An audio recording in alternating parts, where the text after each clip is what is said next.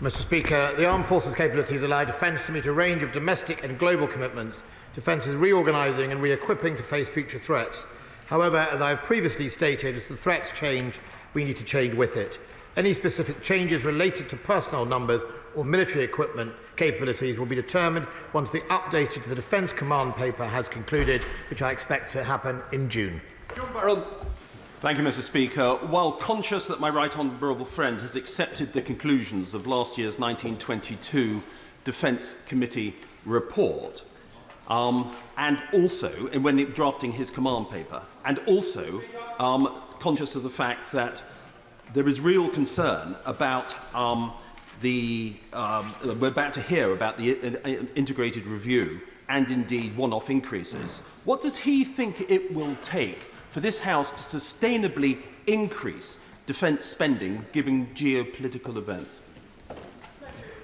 I'm grateful to my right honourable friend. Look, first and foremost, I think we've been sustainably increasing our defence since 2020.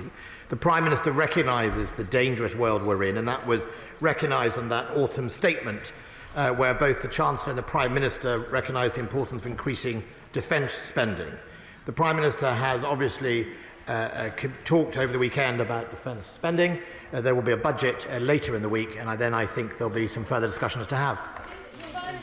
Andrew Gwynn. Thank you, Madam Deputy Speaker. Of course, the former head of the British Army, Lord Dannatt, said last month that, and I quote, "The planned cuts in the strength of the Army must be stopped and fresh investment must pour into our artillery, air defence, communications and logistics capability." What is the Secretary of State, who has overseen some of these cuts, now going to do to reverse and to build back the capacity that Lord Dannatt and others are calling for? Well, I think if the honourable member had been listening, he'd know that in our Defence Command paper we were investing into air defence, electronic warfare, signals intelligence, communications, all the things he's just reeled off, but maybe he doesn't bother to listen the original thing. Secondly, Madam Deputy Speaker, I think it's interesting the Labour Party heckling. We haven't heard a single penny of their defence plans in the last few years. Even the Russie speak by the French bench themselves couldn't put a finger on the money. First and foremost, we are investing in our defence. We've had a record increase since 2020. It compares from the Labour Party's record that in 1997 they inherited 2.7% of GDP. It continued to fall all the way, and only at the very last minute, when they had a £36 billion black hole, did they try and rectify it.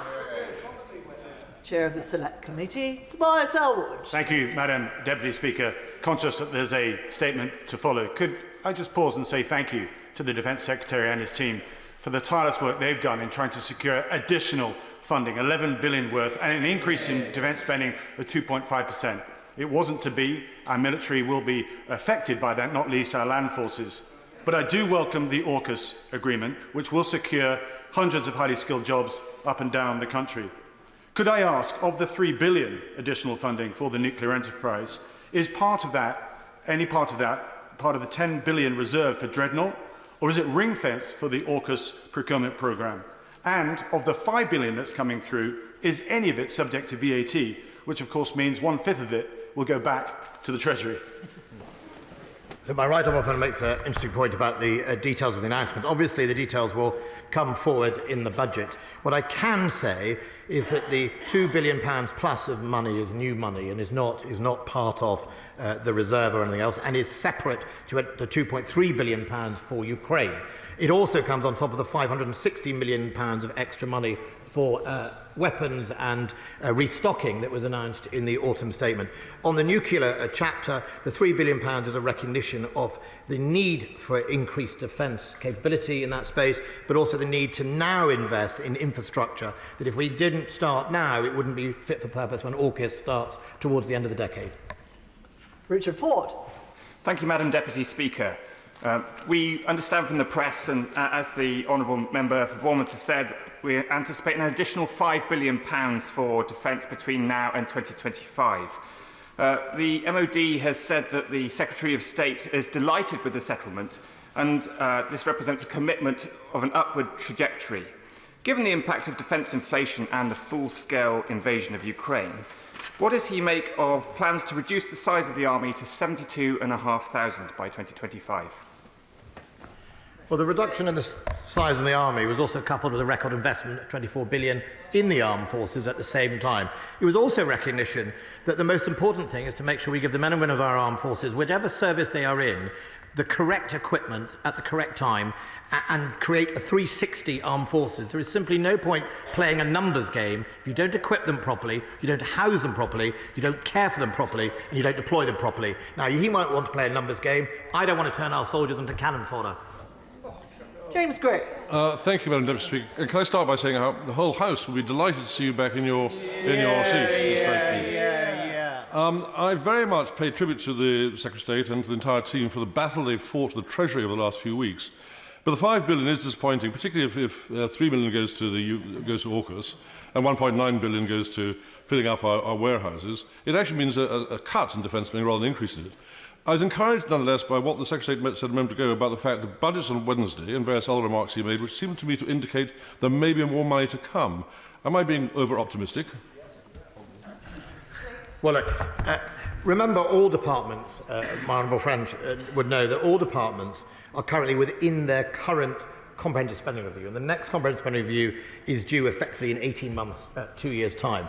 And therefore, while of course all departments, including defence and transport and health, suffer from inflationary pressures with the higher inflation, of course the right thing to do is to make sure we live within the envelope and where possible seek relief for a range of challenges. That's what I have been seeking in these next 2 years with the Treasury, but also I have said consistently the most important thing is the headmark for the long-term direction of defence spending, so that defence spending is no longer declining as it has done for the last 3 decades. It is on the upward trajectory. Since 2020, it has been on that upward trajectory. This grant of the extra money continues that momentum. That's incredibly important. I hope to see the headmark in detail be announced soon. Shadow Secretary of State John Healey. Thank you, Madam Deputy Speaker. In November, the Defence Secretary told the Select Committee, yes, the inflationary pressure on my budget for the next 2 years is about £8 billion. From the media briefing at the weekend, we know he's got a welcome £5 billion earmarked for stockpiles and the UK's nuclear programme. But the armed forces will see this funding as a defeat for the MOD in government. There's no new money for pressures on the core defence budget, no new money to help deal with capability gaps or even to deal with that inflation. So when the National Audit Office has already said the MOD cannot afford the capabilities needed in the 2021 integrated review, how is he going to ensure that precisely the same doesn't happen again with today's 2023 integrated review? Well, what I'm going to do, which his government failed to do, is I'm going to make sure that the Defence Command Paper reflects the budget I have. I have always been consistent that the government's ambition should match its stomach, should match the money it does. If you don't get that in tandem, what you will discover is black holes grow over the years. His government was part of that in the last time. Previous Conservative governments, I have come to this House consistently to take responsibility for what our governments have done in the past. I'll be interested to see if he will. Well, of course, in 2010, when Labour left government, we were spending 2.5% of GDP on defence. That's a level that's been nowhere near matched in any of the 13 years since, Madam Deputy Speaker. And the Secretary of State is now the Conservatives' longest-serving Defence Secretary, but that means he's got a track record of his own. He's cut the Army to 76,000, with more cuts to come. He's got the Ajax armoured vehicle 6 years late, with still no in-service date. He's cut and delayed new wedge-tail sentry planes, and he's got growing doubts from allies about Britain meeting in full its NATO obligations. Now, he admitted to this House, Madam Deputy Speaker, last month, the forces have been hollowed out and underfunded with Conservative governments. So will he accept his extra defence funding today can only mean more of the same? Madam Deputy Speaker, do you know, if people came to this House with some real, genuine honesty about track records of their governments they were part of, we might be in a better position for the armed forces. The thing that we should strive for is that the men and women of the armed forces know that their leaders their political leaders are prepared to be clear about the past mistakes and talk about the future with some honesty. Madam Deputy Speaker, the National Audit Office report made a view of the Labour Party's governing of defence. I have it here because colleagues on that side of the House often forget the department's poor financial management has led to severe funding shortfall of up to £36 billion in defence spending over the next 10 years. When the department... Well, the National Audit Office is not true, Madam Deputy Speaker. It's not true. They made it up, Madam Deputy Speaker. For example, the comment, when the department signed the contract for the aircraft carriers, it was aware the overall defence budget was unaffordable, Madam Deputy Speaker. They were party to the crime at the time, but they won't come to this House now and be honest about their role in it and the things you need to do to fix it for the future. And we won't have interventions from people who are sitting down. There are plenty of opportunities to ask questions when you're standing up. Richard Drax. Madam Speaker, can I say how nice to see you back in your place? Very great pleasure. Can I commend my right honourable friend, the Defence Secretary, and his excellent front bench team, because I know for a fact they are fighting for every single penny they can get. But as has been said, and I must agree, the £5 billion is not sufficient to ensure our core armed forces are properly equipped and prepared for, God forbid, something that we all dread as the world totters towards World War III, potentially. Would he agree with me that will perhaps ask what on earth is going through the mind of the Treasury officials? Look, I think, in defence of my colleagues at the Treasury is trying to balance an economic situation post-COVID that means we have to make sure we cut our cloth and make sure that we return to an economic credibility that's so important for growing our tax receipts and our income. I think one of the roles I can play is to come to this House and be honest about the state of our armed forces, honest about what caused the 30 years of the challenge that both he and I experienced serving in them and what we can do to fix it. I think that's the first thing. The Defence Command Paper will make sure that we are very clear in where we're going to spend the money to make sure that the future is secure for the men and women of the armed forces. SNP spokesman Dave Duggan. Thank you, Madam Deputy Speaker. In terms of military personnel, what is the Secretary of State's understanding of the recruitment crisis in defence, with the Army in particular, and especially so in the Royal Regiment of Scotland? 4th Battalion, the Highlanders, satisfies almost 20% of its vacancies from the Commonwealth. Is it his assessment that this is due to the poor service accommodation, mediocre pay, lack of career opportunities or substandard equipment that's driving young Scots away from a career in the British Army? An officer in a Scottish regiment, Madam Deputy Speaker, I remember distinctly not being allowed to go and recruit in towns or schools where SNP councillors ran those schools. I distinctly remember that the SNP were so unwelcoming to members of the armed forces, it was having a detrimental effect to recruiting.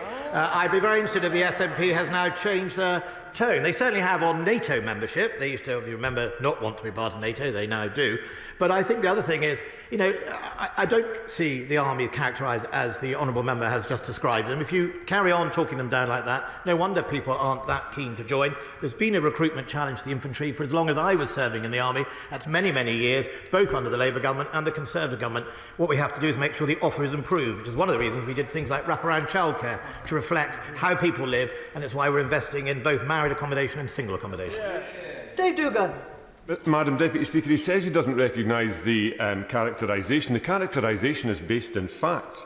And sticking back in reality, where Germany allocates €100 billion extra in response to Ukraine, the UK allocates an extra €5 billion.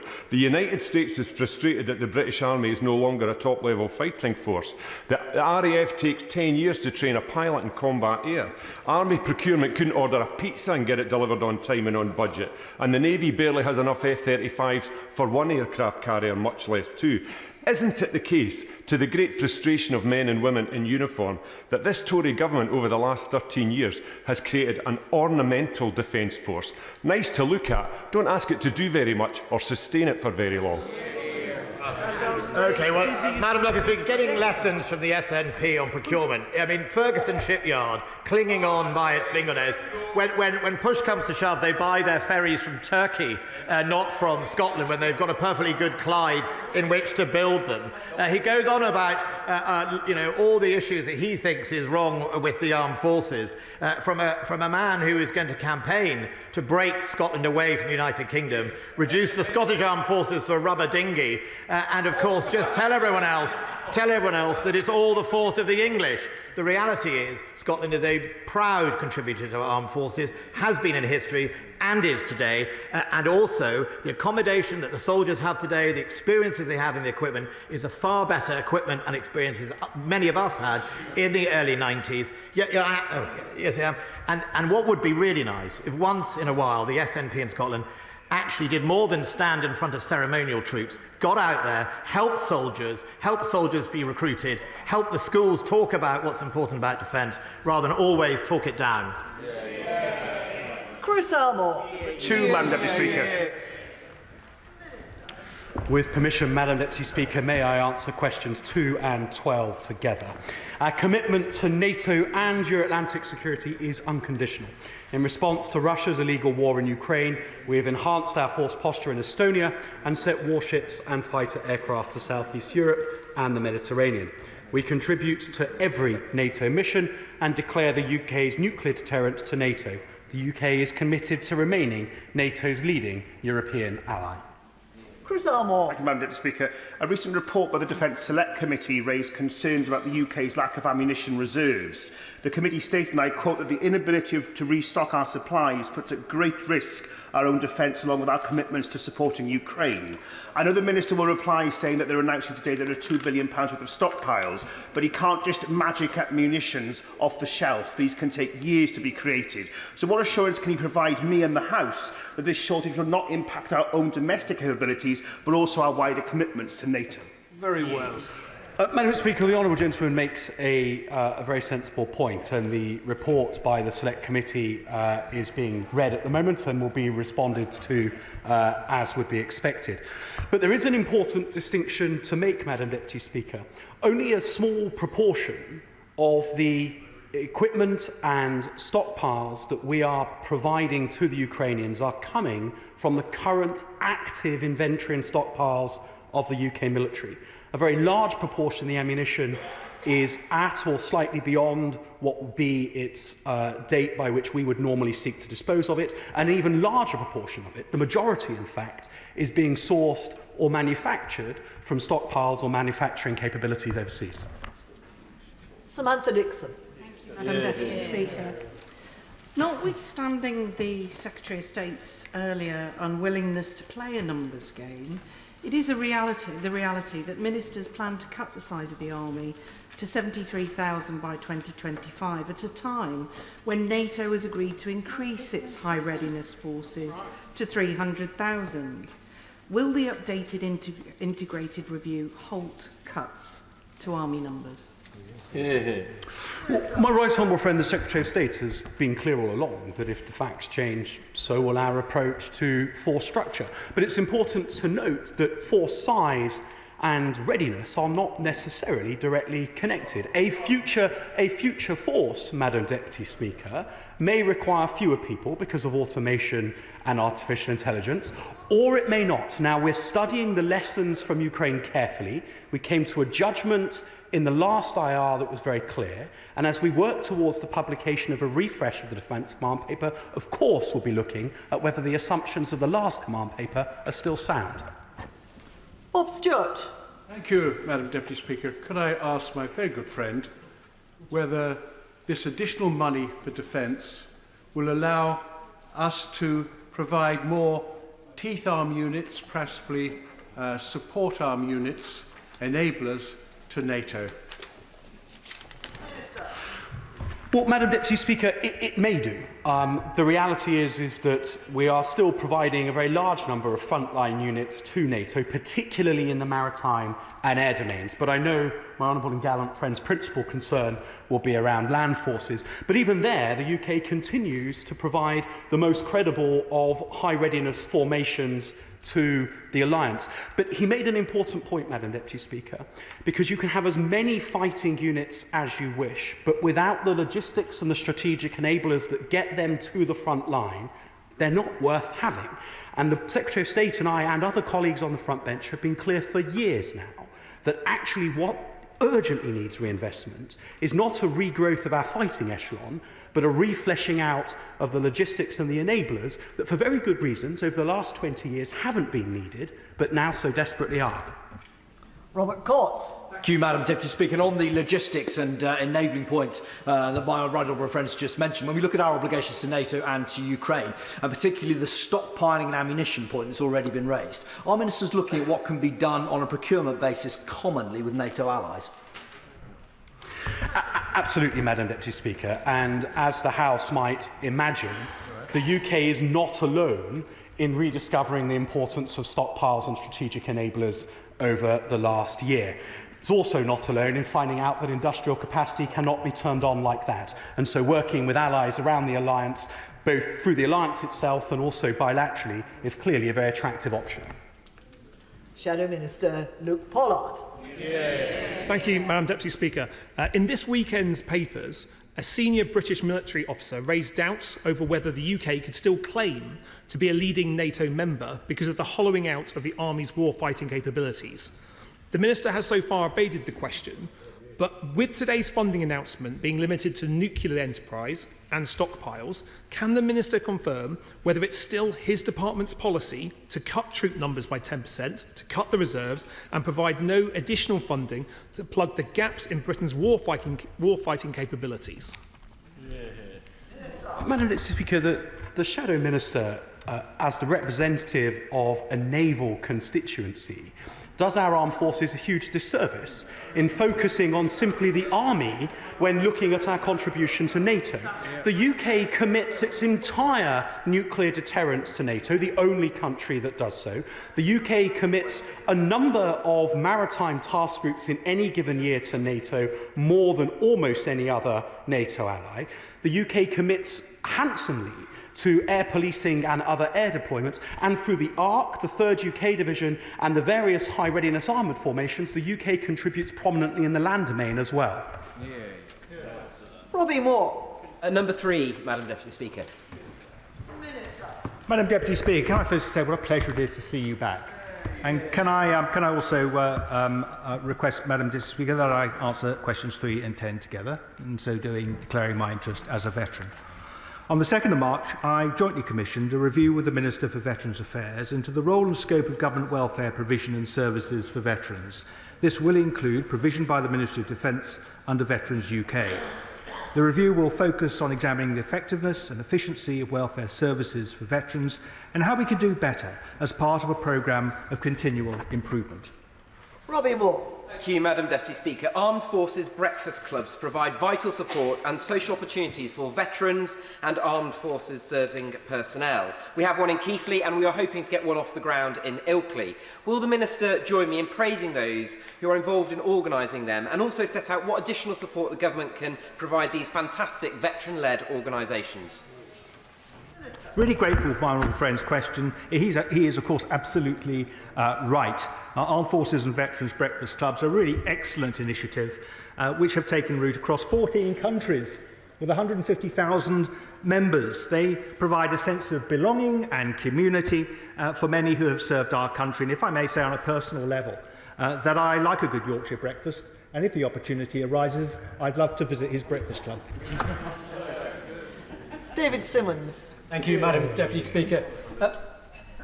My constituent, Steve Graham, served in our armed forces for over 20 years, travelling the world and finally settling overseas at the site of his last posting.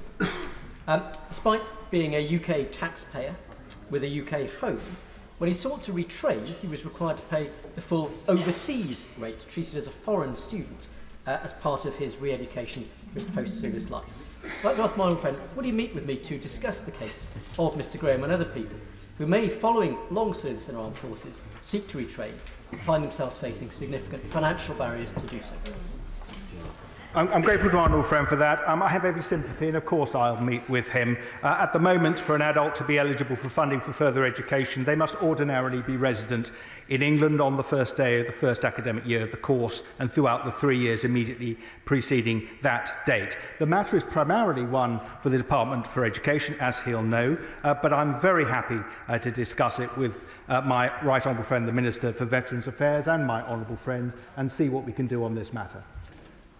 Owen Thompson. Thank you, Madam Deputy Speaker. I'd like to ask the Minister what efforts are going to take through the recently announced review of veterans' experiences, and following on from the excellent work of the All-Party Group for Veterans Survey, of which I would draw the Chamber's attention to the fact I'm a Vice Chair. What attention are they going to pay to the four nations' different experiences of veterans to make sure that we get the best possible outcomes that sadly appear to, at the moment, in many cases have been overlooked and ignored? Hear, hear. Well, I'm grateful to the honourable gentleman. I look forward to seeing him with his other co-chairs, I think later this week, and we can discuss this matter in some depth. Of course, I'm absolutely sympathetic to the notion that we need to do more for veterans. Of course I am, which is part of the reason I have instituted the review to which I have referred. And we need to be consciously aware of the experience, the lived experience, in each one of the four nations of this country. Shadow Minister Rachel Hopkins. Thank you, Madam Deputy Speaker. A review of veteran welfare services is long overdue, but I might remind the Minister that it's his government that's responsible for worsening veteran services over the past 13 years. Veterans' mental health waiting times are a week longer than last year. Veterans are having to rely on charitable support just to get by, and veteran ID cards are nowhere to be seen for many. Action is needed now to fix these failures, so will the Minister tell the House when we can expect the review to be completed and its findings published? Well, I'm very grateful to the Honourable Lady. We are recruiting a person to run this review right now, and I anticipate the review being completed within 3 months, if that gives her an idea of timelines. But can I just say, just so there's no misunderstanding about this, as an indication for the appreciation or otherwise for the services provided by Vets UK, there were 122 complaints since April last year versus 1,715 thank you letters. So just to be clear, the people at Norcross who are working on behalf of veterans, I have visited them, she probably hasn't, are doing a sterling job and are highly committed to what they do. Flora Anderson. Thank you, Madam Deputy Speaker. Question number 5. Madam Deputy Speaker, with your permission, I should like to group questions 5 and 7 together. The UK has provided substantial support to our NATO allies as we continue a united response to Russia's aggression in Ukraine. Over the last 12 months, the Royal Air Force has been deployed in Romania and Lithuania, across the Mediterranean, and has completed patrols over the Black Sea. We continue to contribute to NATO air activity across Europe. The Army has been deployed in Bulgaria, Romania and Estonia, where we have our enhanced forward presence battle groups. The Royal Navy completed a major European deployment from the North Sea to the Mediterranean. Our UK armed forces continue to strengthen interoperability with Finland and Sweden in anticipation of their accession to NATO. Beyond the US armed forces, Madam Deputy Speaker, no nation has contributed more. Flora Anderson. Thank you, Madam Deputy Speaker. Can the Minister tell us if the Government is working with NATO allies to set up a full 2023 action plan for Ukraine specifically, for military, economic, diplomatic and humanitarian support to help give Ukraine confidence in a sustained stream of future supplies, to urgently ramp up our own industry, to encourage allies to do more across NATO, and to make clear to Putin that things will get worse, not better, for Russia? Well, Madam Deputy Speaker, the Honourable Lady asked an excellent question, but I hope she won't mind if I just make an important distinction. NATO is not involved in the planning and direct support of the Ukrainian war effort. And it's a really important point to make because Putin claims the exact opposite to the Russian public, and he's entirely wrong to do so. Those who support Ukraine do so as an alliance of friends of Ukraine out with NATO. But of course, NATO is invariably supportive of the work we're doing. She's right, however, to observe that NATO does have a job of work to do to both strengthen its eastern flank and to provide a wider deterrence against any sort of growth or escalation in the conflict, and of course in making sure that the lessons of modern peer-on-peer war fighting in Ukraine are learnt by the entire alliance and learnt quickly. Liz Twist. Thank you, Madam Deputy Speaker. Now, Labour has fully backed moves to bolster NATO allies in response to the illegal invasion of Ukraine. So, can the Minister tell me what steps is the UK taking to ensure our NATO obligations to enhanced forward presence are completely fulfilled?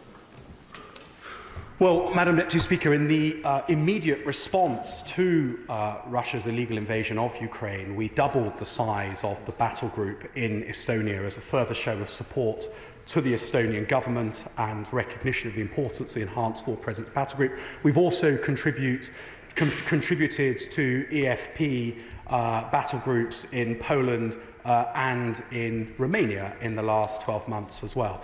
What will change, and what was announced at the summit in Madrid, is that there will be a new NATO regional defence plan, which will be an evolution of the in-place enhanced forward presence battle groups alongside national defence plans. Of course, the UK will be very supportive of that in the region that that NATO assigned to us, but that is something that's very much under review, and the UK looks forward to hearing NATO's detail once it's finished working it out.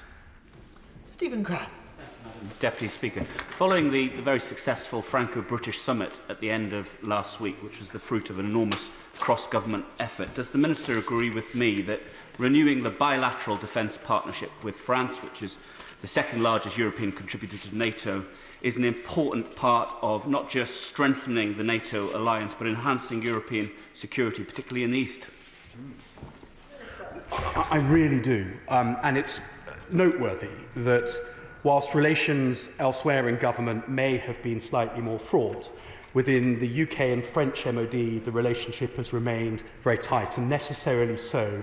The interdependence that the UK and France has is very obvious. Our industrial collaboration is widespread and will grow as a consequence of the summit last week. And it's not just in the Far East that the UK and France can work together, but also in West Africa, where our interests lie very keenly as well.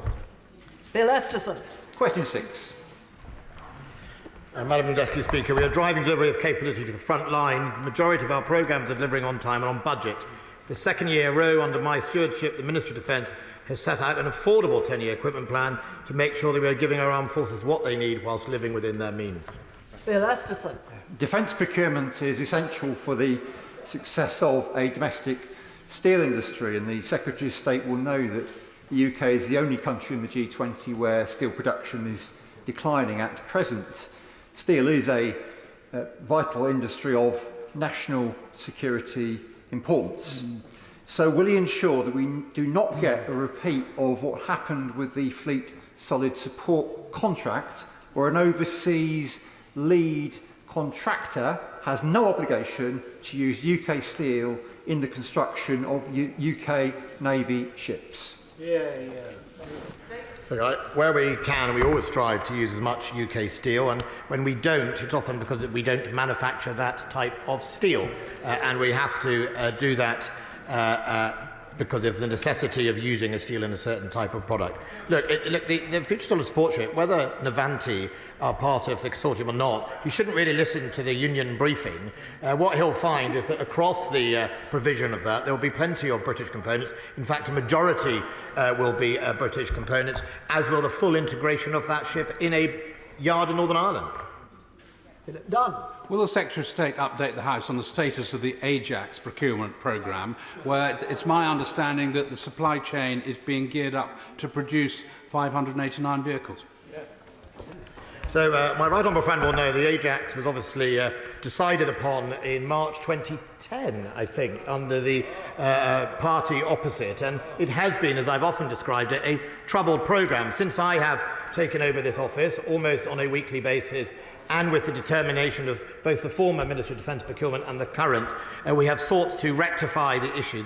The vehicle has now passed its user validation trials and is now on its basic field trials and is doing extremely well. I get a weekly update. Also, I think the House should be aware that, of course, while the programme is delayed, and we are doing our best to rectify that, overall it hasn't cost a single extra penny, because the contract, which was made under this government, or under the Conservative government after the selection of the vehicle by the party opposite, was a fixed price. So yes, it's delayed, but we are getting on it, we are fixing it, and it's showing good progress. Kevin Jones. Can I first say to the Secretary of State, if he's going to quote the NEA, he should read the entire statement rather than just selectively from it. But can I ask him, in terms of defence procurement, in the private sector, in large multi-billion-pound contracts, there's usually a project lead put in place with an expertise for a number of years.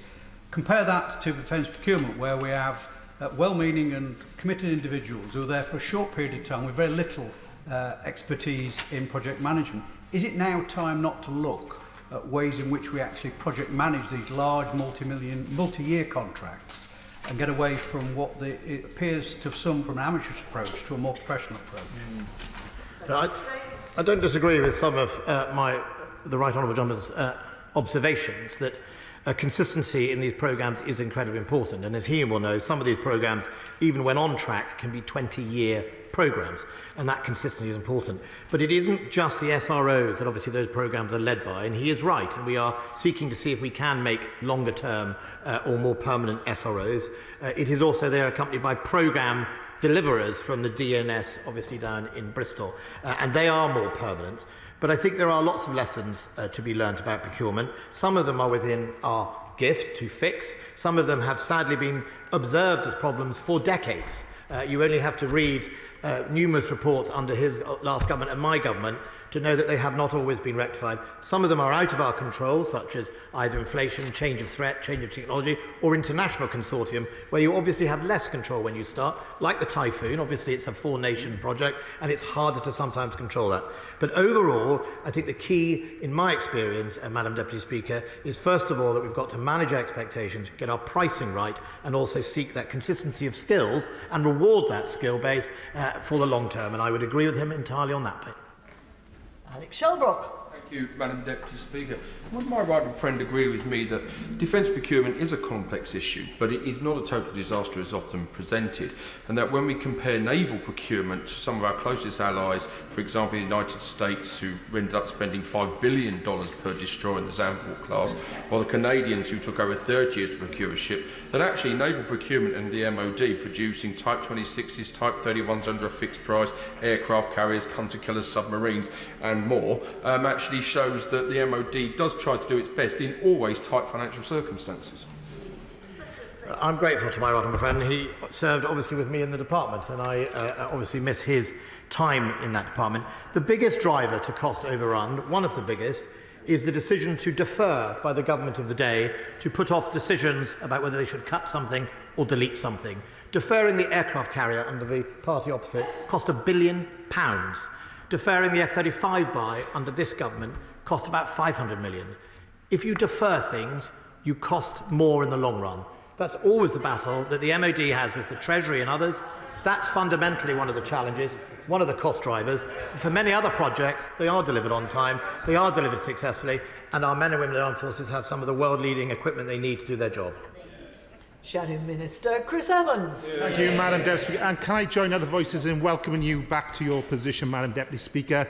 I think I speak on behalf of everyone when I say the House has missed your ability to turn people to stone with a few words when they fall foul of the rules in this place.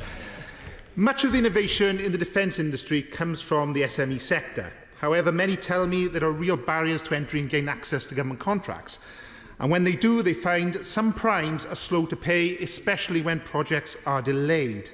This has left them demotivated, demoralised, and with a poor experience of working with the Ministry of Defence. How will you ensure SMEs will have better access and be encouraged to be involved in a thriving British defence industry? Well, I do recognise some of that characteristic about SMEs. SMEs have for decades said there was a challenge about engaging with wider government procurement, whether it's defence or anything else. I also recognise one of the challenges is that obviously, as the guardian of the taxpayer, risk involves. If you commission a small SME to build something very large, the amount of risk they take in infrastructure is a challenge, and you can't get halfway through a project without failing. But I do think the changes to the battlefield is going to open much wider the aperture for SMEs to be able to engage with defence. What we've seen in Ukraine through Operation Kindred is actually the winners of that are actually the SMEs. The ability for us to cut through the regulations that normally govern how we procure, because we're procuring for someone else in a war zone, has enabled us to effectively go straight to those marketplaces, straight to SMEs, and some of the big winners have been SMEs in innovation and space. And we therefore know the results of whether they work or not when they get to Ukraine. So I think there is an exciting time. I do recognise that narrative. It's been around since when I worked in the aerospace sector, but of course we should do more and must do. And where we have a big exciting project, whether that's the next generation of fighter aircraft, the GCAP, or when we had the Carrier Alliance, sometimes it's important that something sits over the top to make sure these SMEs are forced in if the primes get in the way. Alex Norris. Number 8, please, Madam Deputy Speaker. With permission, Madam Deputy Speaker, I should like to answer questions 8, 9 and 20 together. I look forward to the outcome of the review into welfare services cited earlier, but in the meantime, over 40 million is being invested by the MOD to digitise old paper-based practices, improve processes and to create a single entry point for pensions and compensation by the end of 2024. We have successfully launched a new digital claim service for compensation and pension schemes, making it easier for our people to process their claims. Over time, that will make a very big difference. Question 20 has in fact been withdrawn. Alex Norris. Thank you, Madam Deputy Speaker. The Minister mentions the review underway. There is, of course, a review already underway into the Armed Forces Compensation Scheme, with its initial findings saying that so far the processes are burdensome and even distressing for the claimant, which is especially concerning since there's been a fall in successful claims from 66% to 47%. I wonder if the Minister might confirm that that review is still ongoing, when it might report, and what he thinks is going on here. Well, for that, and he is correct, that the final report will be delivered within, I hope, a few weeks. So he'll have to await the government's response to that, of course. But it actually does tie in with some of the findings of the APPG group for veterans, which we discussed earlier on, and I am concerned about any reports that the service isn't as good as it really ought to be. So I will be taking that review and the APPG's findings extremely seriously, but I'm bound to cite the 122 complaints versus 1,715 thank you letters, which I find persuasive in forming a conclusion that the people working for Vets UK are working hard and doing their very best under quite difficult circumstances in the interests of the people who serve and have served our country. Dame Angela Eagle. Thank you very much, Dame Eleanor, and it's great to see you back in the chair after your time away. On the Armed Forces Compensation Scheme's quinquennial review, my own constituents have had similar problems trying to engage with it. They find it slow to make decisions, very difficult to engage with, and not really user-friendly. So I hope that when the Minister does publish the findings of this review, he'll come back to this House and explain how he's going to make this system much easier for veterans to engage with, because at the moment my own constituents have told me that it's very, very difficult indeed. Hear, hear.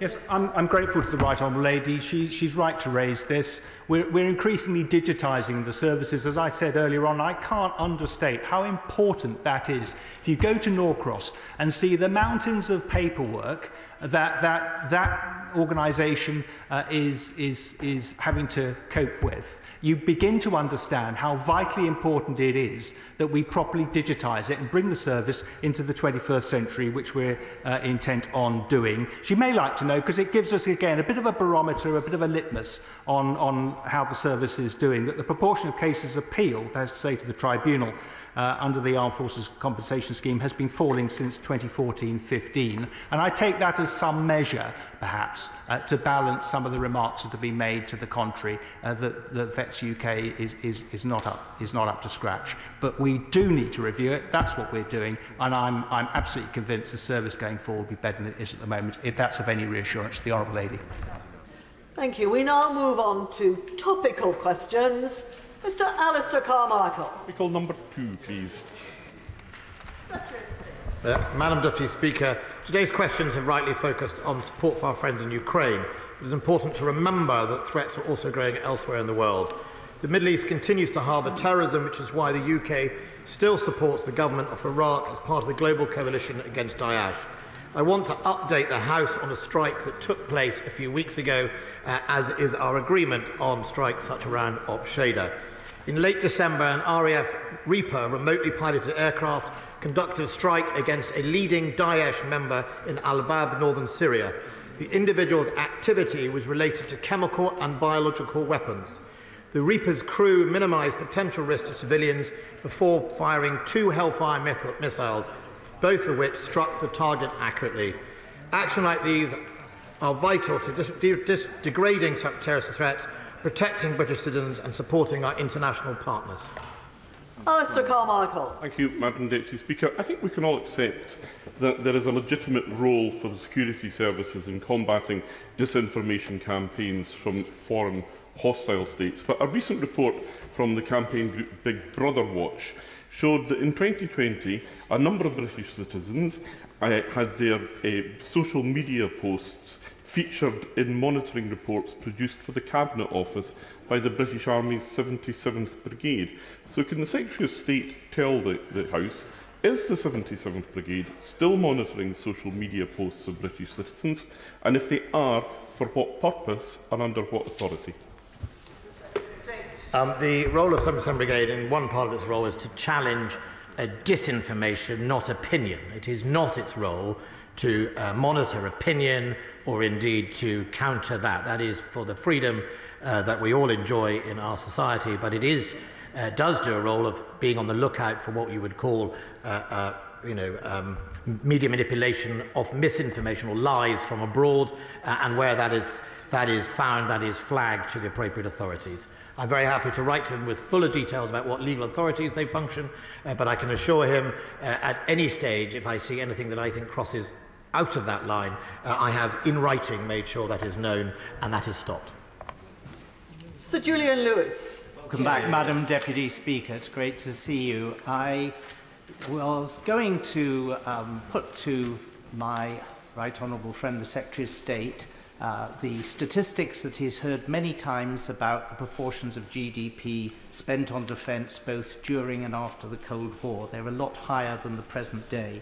But may I instead ask him to bear in mind when negotiating with the Treasury that any investment made in defence now for purposes of conventional deterrence will be minuscule compared with what we would have to spend if, heaven forbid, the war with Ukraine escalated into a war with NATO.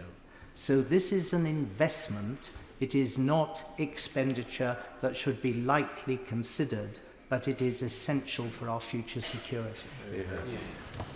Madam Deputy Speaker, I completely concur with my right honourable friend that defence is not a discretionary spend. It's not an add-on. It is a core function of any state, especially this government. I have been very grateful since 2020 that we have turned that corner and started to rebuild that momentum. The extra money that I've got for this week is continuing that momentum. But he is absolutely right. The importance here is that deterrence is actually cheaper than having to go and fight the war if it goes wrong. Look at the cost of the people of Ukraine, look at the cost of their economy, and we really need to make people change that culture, the culture that we have got used to probably since the early 90s, that somehow defence is discretionary. It isn't, and please the Prime Minister, and also when he was Chancellor 2020, recognised that we need to carry on that trajectory.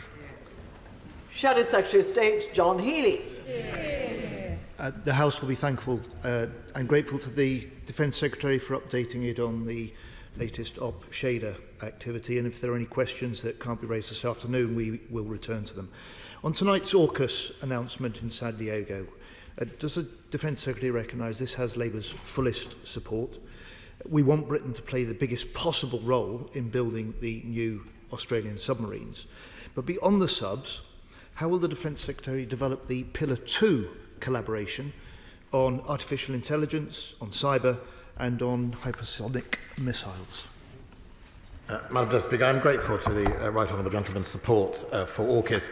AUKUS is a decades-long commitment, and when people talk about procurement challenges, when you start this journey of submarines that will be delivered in 2030s, 2040s, some of them will go into the 2050s.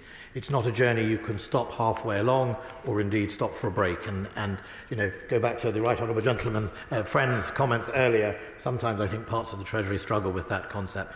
So I'm grateful for the extra money. AUKUS Pillar 2 is incredibly important. It is about next generation's technology. One of the most important works we are doing, and we met in the Pentagon in December, is to clear away the ITAR challenges that for so many years has held us back in being able to share our own technology with the United States or indeed collaborate properly to make a step change to give us the strategic advantage we need. We're going to be working on that, and I'm very happy to brief him in detail on the future of the Pillar 2. Andrew Jones. Thank you very much, Madam Deputy Speaker. France is our closest security partner other than the United States. So can my right honourable friend update the House on his meeting with his French counterpart, and how will we continue to ensure that historic defence partnership is ready to take on the threats of the future? My honourable friend is incredibly right to point out how important France is to us. France is our main partner in Europe. It is a similar size armed forces with a similar expeditionary status and indeed ambition.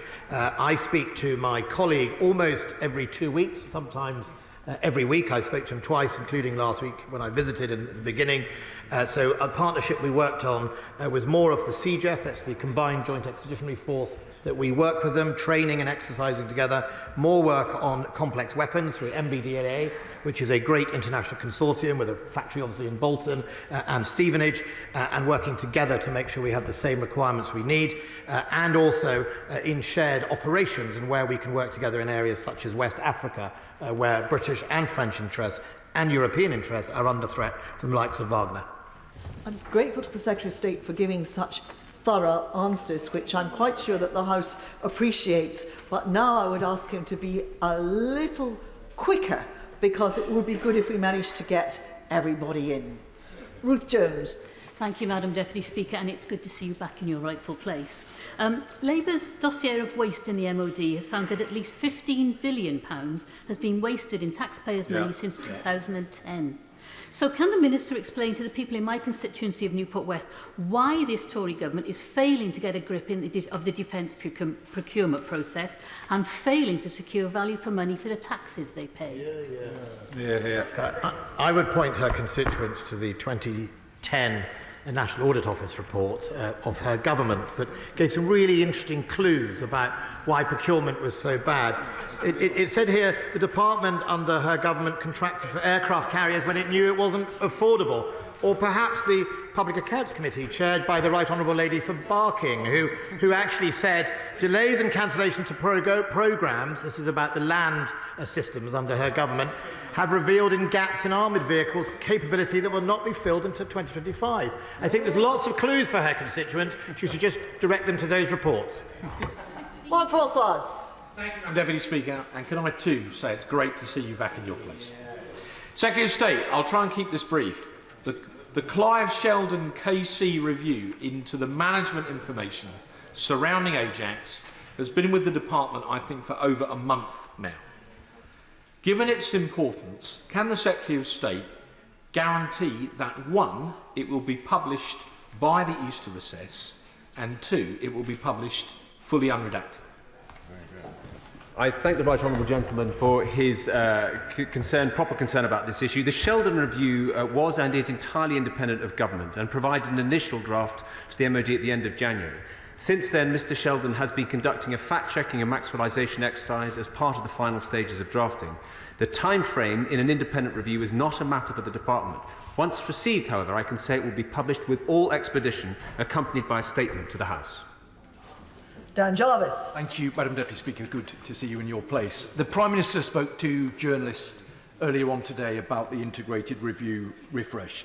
So we already know that there's no target for reaching the 2.5% of GDP for defence spending, and that the Army is not going to get the $3 billion it needs to avoid making further cuts. Is this a good deal for defence? Yeah. Well, I think, first of all, I'm not sure where he gets there. He won't get the 3% to avoid the cuts. At the moment, it'll be a decision of the balance of investments that he'll see in the command paper about how we apportion any savings that we have to make as a result of inflation. But overall, as I've said, our equipment programme and indeed our envelope is on track, subject to the inflationary pressures and extra operational commitments that we have been making. He will also be aware that, of course, we've had an extra 560 million on top of that for restocking of ammunition. We've also had commitments from the Treasury on new for old and much of the gifting. So I believe that the Army will be in a good state throughout this process, and I'll make sure that when it comes to the Defence Command paper, he gets a full readout of why and how we make those decisions. Jack Lopresti. Thank you, Madam Deputy Speaker. Could I ask my honourable friend what steps his department is taking to support SMEs in the defence sector who are being adversely affected by the application of the environmental, social and governance criteria, which is making it very difficult for them to raise capital, to invest in their business and expand? My honourable friend is a champion of SMEs, and he's absolutely right to be so, because they're at the heart of a vibrant and flexible UK defence industry. And that's why this department helps find and fund exploitable ideas from SMEs. But to his point, there is nothing contradictory between the principles of ESG and the defence industry. On the contrary, strong national defence is the ultimate guarantor of the freedoms which all too often are taken for granted: human rights, democracy and the international rules-based order. Matt Rodder. Thank you, Madam Deputy Speaker, and it is good to see you in your place. Madam Deputy Speaker, thousands of retired Gurkha soldiers who left the Army before 1997 live in very considerable poverty, many in my constituency. I understand there's ongoing negotiations between the department and, the Ministry and the government in Nepal, and I'd be grateful if the Secretary of State or a Minister could update you on this important issue. Well, I'm grateful to the honourable gentleman. He probably will know that recently I set up a joint committee chaired by me and the Nepalese ambassador to consider outstanding Gurkha welfare issues. I have to tell him that retrospective pension changes in respect to the Gurkhas have been through the system several times, including the High Court, the Supreme Court and the European judicial institutions, and the position, which is long-standing with the UK government, has been upheld. But I am keen to make sure we do everything in our power to ensure that Gurkhas and Gurkha veterans living in the UK and in Nepal are given the very best we reasonably can to support their welfare. Danny Kruger. Thank you very much, Madam Deputy Speaker. Can I say how delighted I am to hear the government is committing £2 billion to resupply the armed forces for the munitions and the equipment that has been sent to Ukraine. This is very positive news, and I also welcome what my honourable friend the Secretary of State said about the importance of investing in army accommodation. That will be very welcome to my constituents in Tidworth, Bulford and Lark Hill. But in the spirit of honesty which he spoke about, could he tell us what he thinks it would take to convince the Treasury that we must do more than simply resupply our armed forces, and that we need a bigger army, not a smaller one? Well, I'm grateful to my honourable friend, but I don't need to do much more to convince them. The Chancellor said in the autumn statement, as did the Prime Minister, that they recognised that defence would need more spending. I think they have crossed that line, and they already knew that. The Chancellor, Prime Minister, when he was Chancellor, gave us the extra 24 billion, and indeed the current Chancellor, if you remember, stood on a platform for a greater percentage of GDP when he was standing for leadership of the Conservative Party.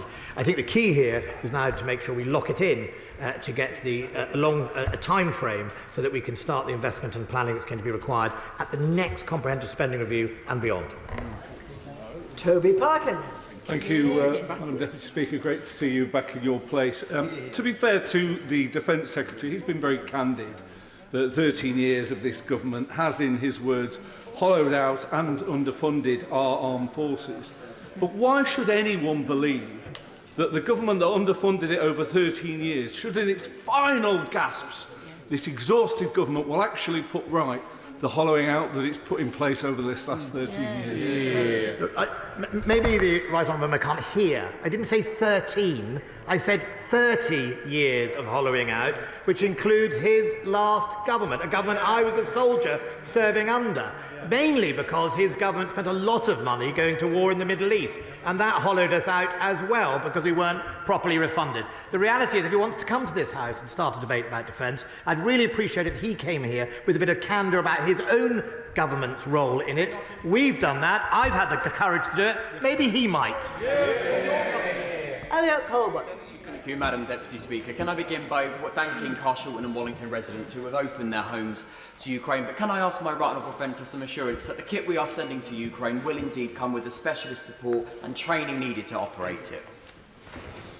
We have, obviously, in the United Kingdom, thousands of British armed forces joined by Canadians, Norwegians, Dutch, Swedish, Lithuanians, Australians and New Zealanders, endless numbers of people helping them with that training.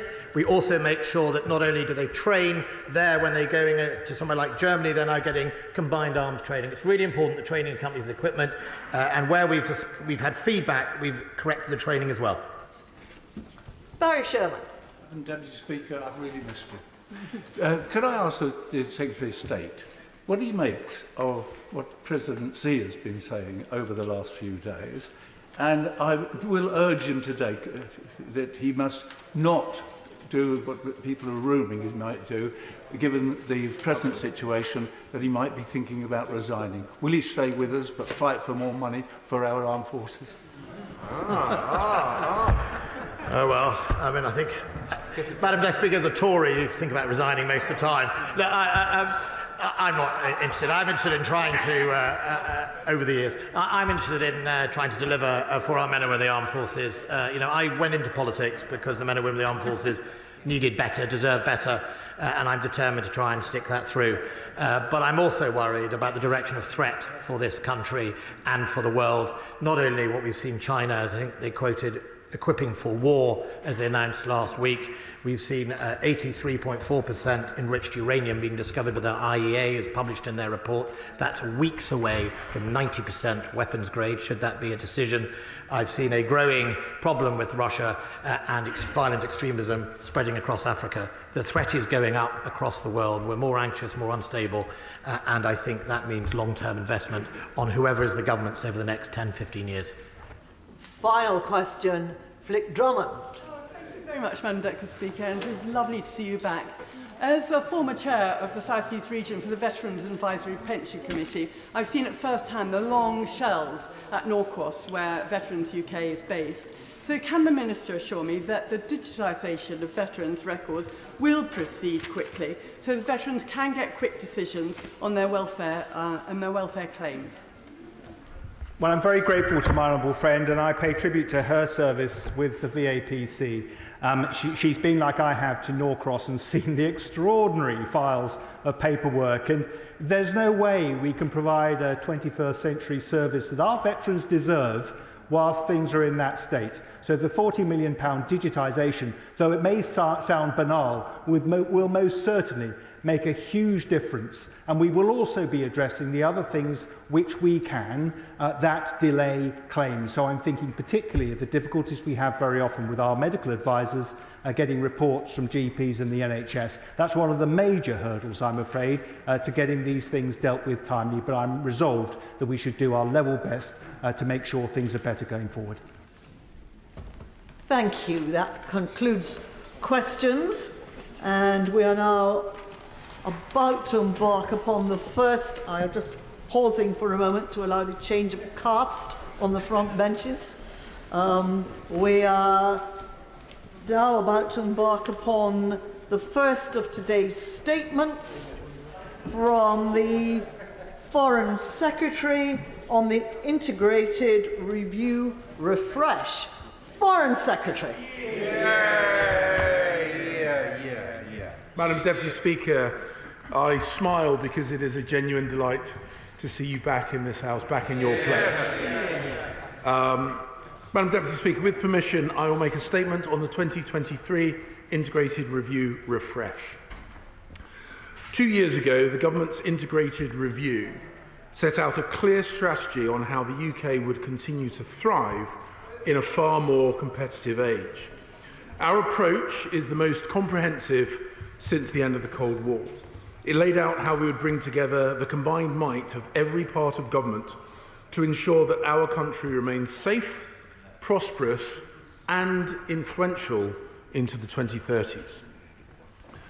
And the conclusions of that review have run as a golden strategic thread through all of our activities across defence and deterrence, diplomacy, trade and investment, intelligence, security, international development, science and technology over the last 2 years. Our overall analysis was right, and our strategic ambition on track. On every continent of the world, the United Kingdom walks taller today than it has done for many years. We are meeting our obligations as a permanent member of the UN Security Council and as a leading European ally within an expanding NATO. We have strong relationships with our neighbours in Europe, and we will build on the Windsor framework to invigorate them even further. We are deeply engaged in the Indo-Pacific, active in Africa, and enjoy thriving relationships with countries in the Middle East and the Gulf. Now, this House, I'm sure, will recall that today is Commonwealth Day, and I'll be meeting my fellow Commonwealth foreign ministers in London over the course of this week. We have maintained our position as a global leader on international development by pursuing patient, long-term partnerships tailored to the needs of our partner countries. And we succeed because those partnerships draw on the full range of UK strengths and expertise in addition to our official development assistance. And as this House will of course be aware, the severe global turbulence forecast in the 21 Integrated Review has indeed come to pass. But the events have moved at an even quicker pace than I think anyone could have imagined just 2 years ago. Russia's full-scale invasion of Ukraine and attempts to annex part of its sovereign territory challenge the entire international order. Across the world, state threats have grown and systematic competition has intensified. There is a growing prospect of further deterioration in the coming years.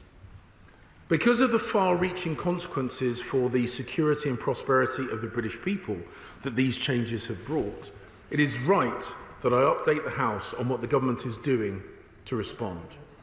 In our 2023 Integrated Review Refresh, we set out how we respond to an even more contested and volatile world. Rightly, our approach is an evolution, not a revolution. And I know this House will agree that our most pressing foreign policy priority is the threat that Russia's full-scale invasion of Ukraine poses for European security. The UK has provided huge quantities of military support for Ukraine's defence. We led the G7 response on Ukraine, coordinating diplomatic activity and working with our allies to impose the toughest ever sanctions on Putin's government. And thanks to the wisdom of this government's original integrated review, we have intensified our training for thousands of brave Ukrainian troops who repelled Russia's initial onslaught. But this momentum must be maintained until Ukraine prevails and the wider threat that Russia and other states, such as Iran or North Korea, pose to the international order to make sure that their aggression is contained or potential aggression is contained. The 2023 Integrated Review Refresh also sets out how the government will approach the challenges presented by China. China's size and significance connect it to almost every global issue. But we cannot be blind to the increasingly aggressive military and economic behaviour of the Chinese Communist Party, including stoking tensions across the Taiwan Strait and attempts to strong-arm partners, most recently Lithuania. We will increase our national security protections and ensure alignment with both our core allies and a wider set of international partners. And we must build on our own and our allies' resilience to cyber threats, manipulation of information, economic instability, and energy shocks, so that we remain at the front of the race for technologies like fusion power that will define not only the next decade, but the rest of this century. Madam Deputy Speaker, my Right Honourable friend, the Chancellor of the Exchequer, will say more on government spending commitments in his spring statement on Wednesday.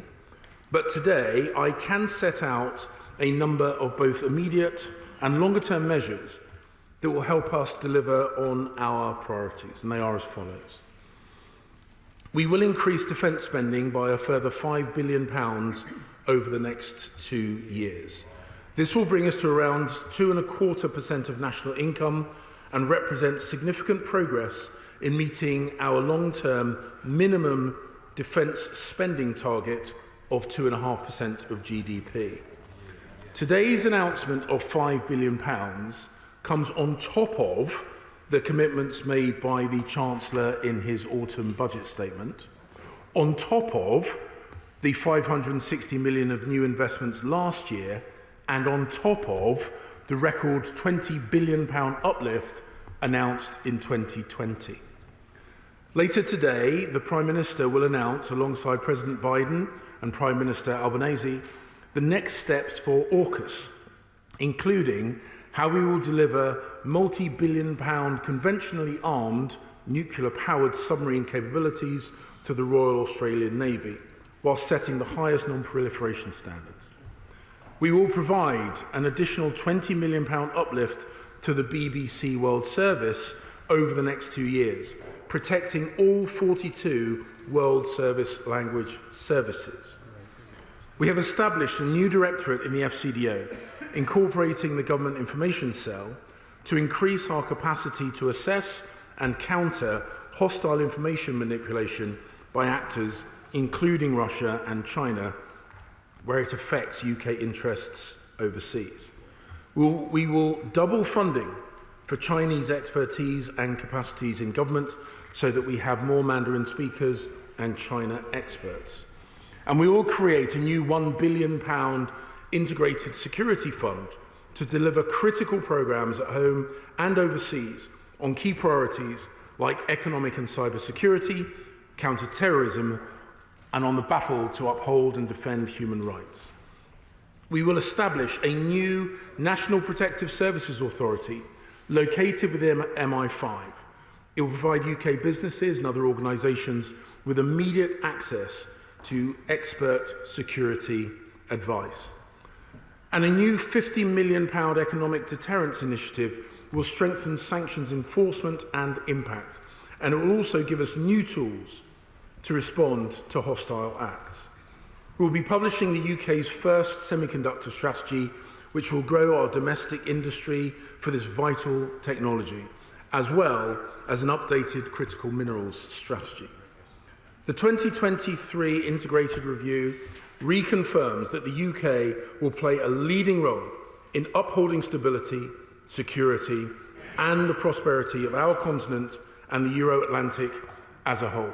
It underlines that this government's investment in our Indo-Pacific strategy is yielding significant results across defence, diplomacy, and trade.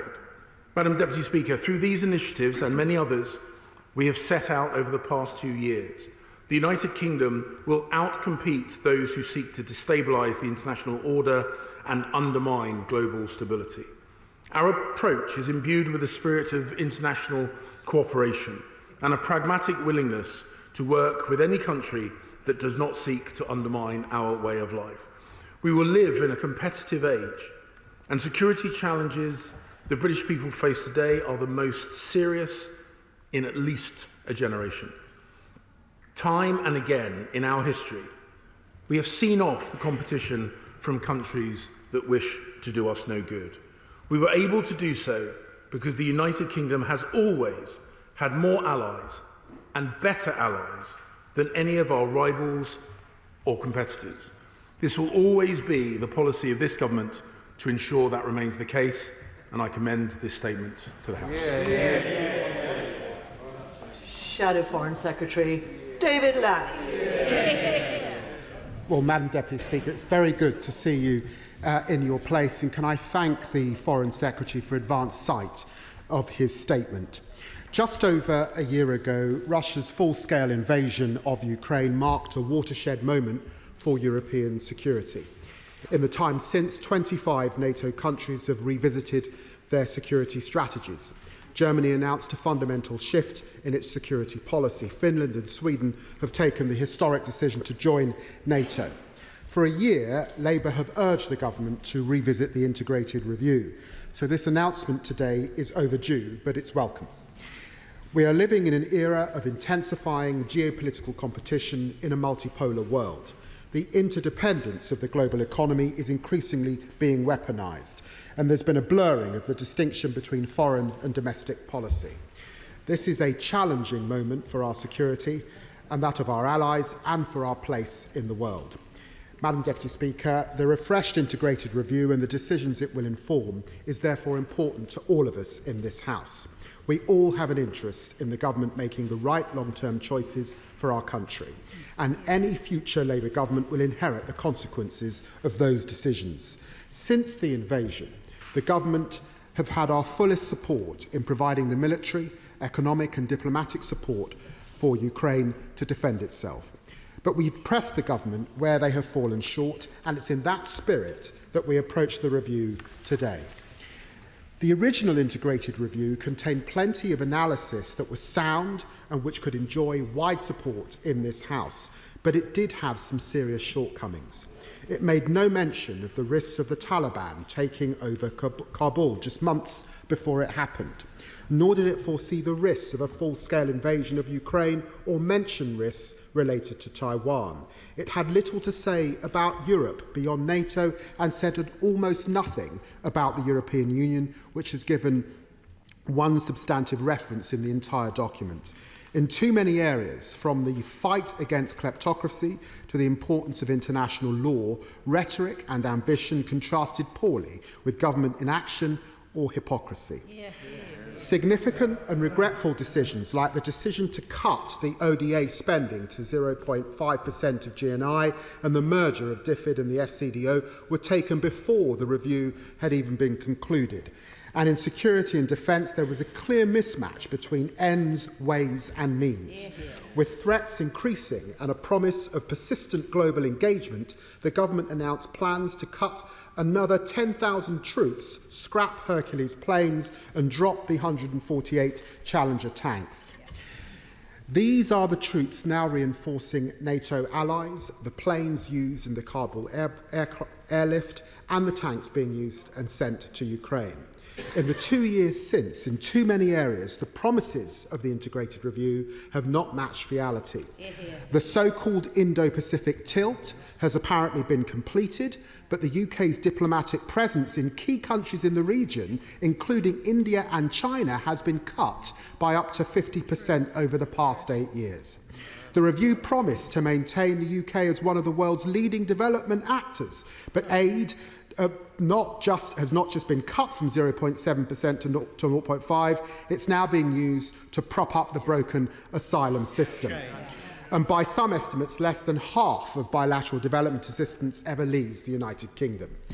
Rather than standing up for international law, we've had ministers coming to this chamber explaining how they plan to break it. Successive crises, from the pandemic to war in Ukraine, have demonstrated the vulnerability of international supply chains. But we've not seen a new diplomatic drive to reflect the shifting resourcing economy. Britain is falling seriously behind. The United States chips legislation will provide $52 billion in subsidies for US chip manufacturers. The EU Chips Act will provide €43 billion, but the government has put aside just £700,000 to commission a research project. And it still has not published its promised semiconductor strategy. Today, Refresh is therefore an opportunity to address these flaws and reset the government's approach. A test of this integrated review is how it contributes to making Britain secure at home and strong abroad, and this is how we will judge it. The government will continue to have Labour's full support over Ukraine and to reinforce our NATO allies. Labour's commitment to NATO remains unshakable, and our commitment to Britain's independent nuclear deterrence is total. Madam Deputy Speaker, the review's emphasis on building partnerships and alliances is welcome after a period of drift away from multilateralism. Britain is always a stronger and more effective force for good when it works with others. And that's why Labour's foreign policy vision is for a Britain reconnected. And I'm glad the government have been taking notes. Nowhere has the sense of disconnection been stronger than in our post-Brexit relationship with the European Union. It is good that from page 22 to see the government finally acknowledge its importance. Labour would go further and seek a security pact to cooperate on global challenges and keep us safe. On China, we recognise the scale and complexity of the challenge that its rise represents and the breadth of our interests that are at stake. The initiative to improve understanding of China in government is vital, particularly given the Foreign Office has only been training 14 people a year to speak fluent Mandarin. We need a strong, clear-eyed and consistent approach to China, working with partners and allies and engaging with China where our interests align to do so. It feels after years of inconsistent and shifting approaches, this is at least something that we can now welcome. It's good to see a new economic deterrence unit to help enforce sanctions, as mentioned on page 48, because not a single individual or entity has been fined for breaching Russia's sanctions since the invasion, not one. Sanctions without enforcement are useless.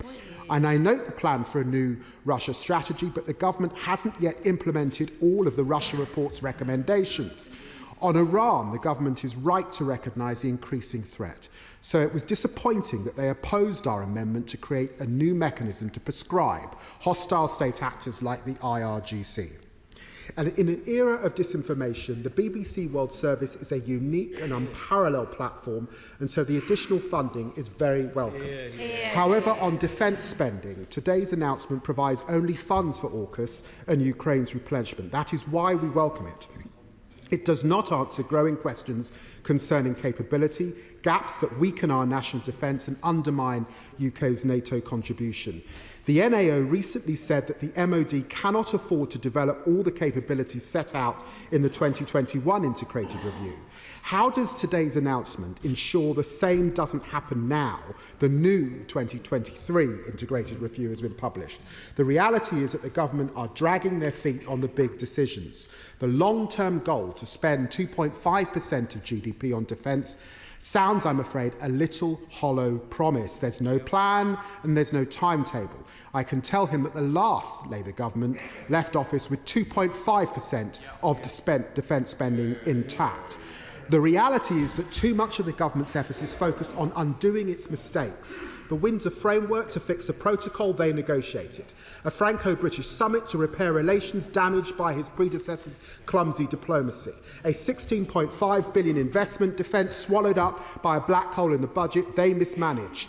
Removing the Chinese state role in our nuclear power industry after the government invited them in the first place, and trying to strengthen our leadership in international development after the government squandered it. We welcome this refresh, but we will continue to provide robust scrutiny where necessary to ensure that our country's foreign policy and defence systems are secure for the next generation. Secretary of State.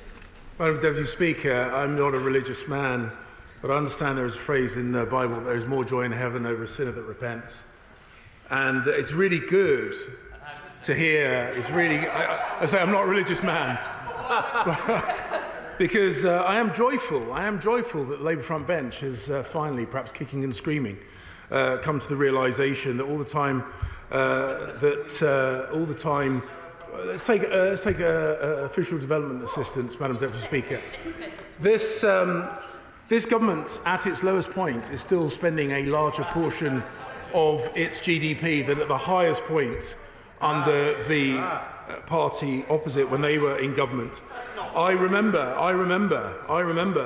when the Russian state was instrumental in poisoning British citizens, and the leader of the party opposite at the time was saying we should share our intelligence with the very state that was poisoning British people. I am now glad, finally, to hear a commitment from the Labour front bench about maintaining the nuclear deterrent, about support for NATO.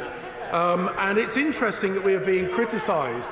It's interesting that we are being criticised for getting our defence spending to 2.25% of GDP, with a commitment to 2.5% of GDP, because I hear no such commitment formally from the shadow defence team on the bench opposite. The simple truth of the matter is that the honourable gentleman has made a number of points about what they would do differently, whilst then saying, but broadly, he agrees with this strategy. And I'm glad that he agrees with this strategy, because we have been working on it for the last. We've been implementing the 2001 integrated review, and we have seen the positive impact it has had on our relations in the Indo-Pacific. The signing of the joint the FCAS agreement between Italy, Japan and the United Kingdom is testament to that. The fact that the carrier strike group's maiden voyage was into that region is testament to that. And the fact that we are seen absolutely at the forefront of the international support to Ukraine in their self-defense against Russia's invasion is testament to that. This government will always be an internationally focused government. It will always make sure that we act in close concert with our international partners, and will build greater partners around the world. That's what this refresh is about. It builds on the work of the original integrated review, and I'm very proud that we put it in the public domain, Madam Speaker. Chair of the Select Committee, Alicia Kerr. Thank you, Madam Deputy Speaker, and it is a joy to see you back in your place. I welcome much of this pragmatic refresh, and it is good to see Foreign Affairs Committee recommendations embraced, such as making resilience a key pillar, the Mandarin capability, criticality of critical minerals, deterrence diplomacy, and the importance of science and technology. However, the threat of China cannot be seen primarily as an economic one, because to do so is to fail to recognise that they are trying to undermine our security and our sovereignty. Agreed. So the asks are greater resolve when dealing with transnational oppression. That means shutting down the illegal Chinese police stations and closing down the Iranian regime's cutouts, which are operating in London and across our country.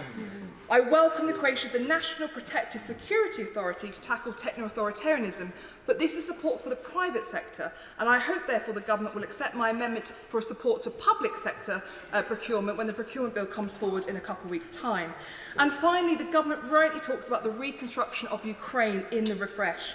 Will he now commit to use frozen central bank funds? The government seems to claim that we don't have the law in place to do this, or that it's not legally tested. Tell us what law change you need, we will make it, and let's test it in the courts. Secretary of State. Mr. Speaker. Thank you for that. Give that adrenaline rush that one needs at the dispatch box. My honourable friend, the chair of the Select Committee, has highlighted a number of important areas in her question today, and I would commend her and the committee for the work that they have done in putting forward ideas which we always take seriously, and the fact that she recognises some of the conversations or some of the thinking that her committee has put forward woven into this is by no accident. We always listen to the constructive feedback from colleagues from whatever side of the House they come from. We are very conscious that the threat from Chinese activity is not just on the economic sphere. I can assure her that in terms of our security, not just economic security, we are absolutely thinking across the full range of threats and risks. But also, of course, we have to recognise that there is the need and opportunity to engage with China on the areas where we can work more successfully. I can assure her that when it comes to protecting ourselves against the risks in that economic sphere, it will not just be limited to the private sector, and we will, of course, look to give advice to the private sector and more broadly, but I can assure her we will continue to think across the full range of threats and risks. SNP spokesperson Drew Hendry. Thank you, Mr. Speaker. And while she's still in the chamber, can I also welcome back Madam Deputy Speaker to her place. Nice to see her here. Can I also thank the Foreign Secretary for advance sight of his statement. And there are some things to welcome from the review that are very clear. The funding for the BBC World Service, I think everyone can say that's a good move to see. Measures to tackle and counter hostile information manipulation are also things that we should be doing and are good to see in there. And it's sensible to develop more expertise on China, although there are gaps in the strategy for China. It's also painfully obvious that we needed a reassessed Russia strategy. So that is something that it's important to come forward with in detail. And the support for Ukraine must be ongoing. And I would repeat the call for frozen assets to be used in the rebuilding process. But I think the Minister also needs to reflect on where his golden thread has frayed. They've been flat-footed in the crisis over Afghanistan, and there's still the issue of British Council workers. So what lessons have been learnt from the future from that debacle? What are his ambitions in rebuilding with the EU? And where is the detail on dealing with the global climate crisis? It's barely mentioned in the documents. International aid should not be used as a trade lever, and yet that's still part of the UK government's plans. Increased military spending needs more detail. When will that come to the House? Security expert Edward Lucas has warned Britain's military cannot sustain a global role, describing the UK armed forces as a clapped-out army, serious problems with our naval vessels, and an air force short of planes and pilots. Now, the presence of nuclear weapons in NATO countries did not deter Putin from invading Ukraine. Why would spending more on new nuclear be a good idea now? Does he agree that spending in conventional areas would be better than wasting on new nuclear? Or is it just the fact that the £5.5 billion shambles of the Ajax tanks procurement has left them afraid of this kind of investment? So stay. Mr. Speaker, when it comes to who is ultimately going to pay for the terrible damage that we see across Ukraine, it is absolutely right that the aggressor pays. And we will, of course, work closely with our international partners to make sure that those that cause the damage repair the damage. The exact vehicle for doing so is one that will, of course, be discussed and decided internationally, because it demands an international response. I think he's drawn very much the wrong lessons when he comes to the nuclear deterrent. He says that NATO having nuclear weapons didn't prevent Russia attacking Ukraine, bearing in mind, of course, that Ukraine is not a member of NATO, and Ukraine gave up its nuclear weapons arsenal. And it was Russia's failure to abide by the commitments made in the Minsk agreement. I mean, he says it didn't stop invading Ukraine. Ukraine is not a member of NATO. I can draw him a map. If it helps. Ukraine is not a member of NATO. Our nuclear deterrent is absolutely at the foundation stone of the Euro-Atlantic defence, and the UK will always abide by its commitments to its friends and neighbours in the region.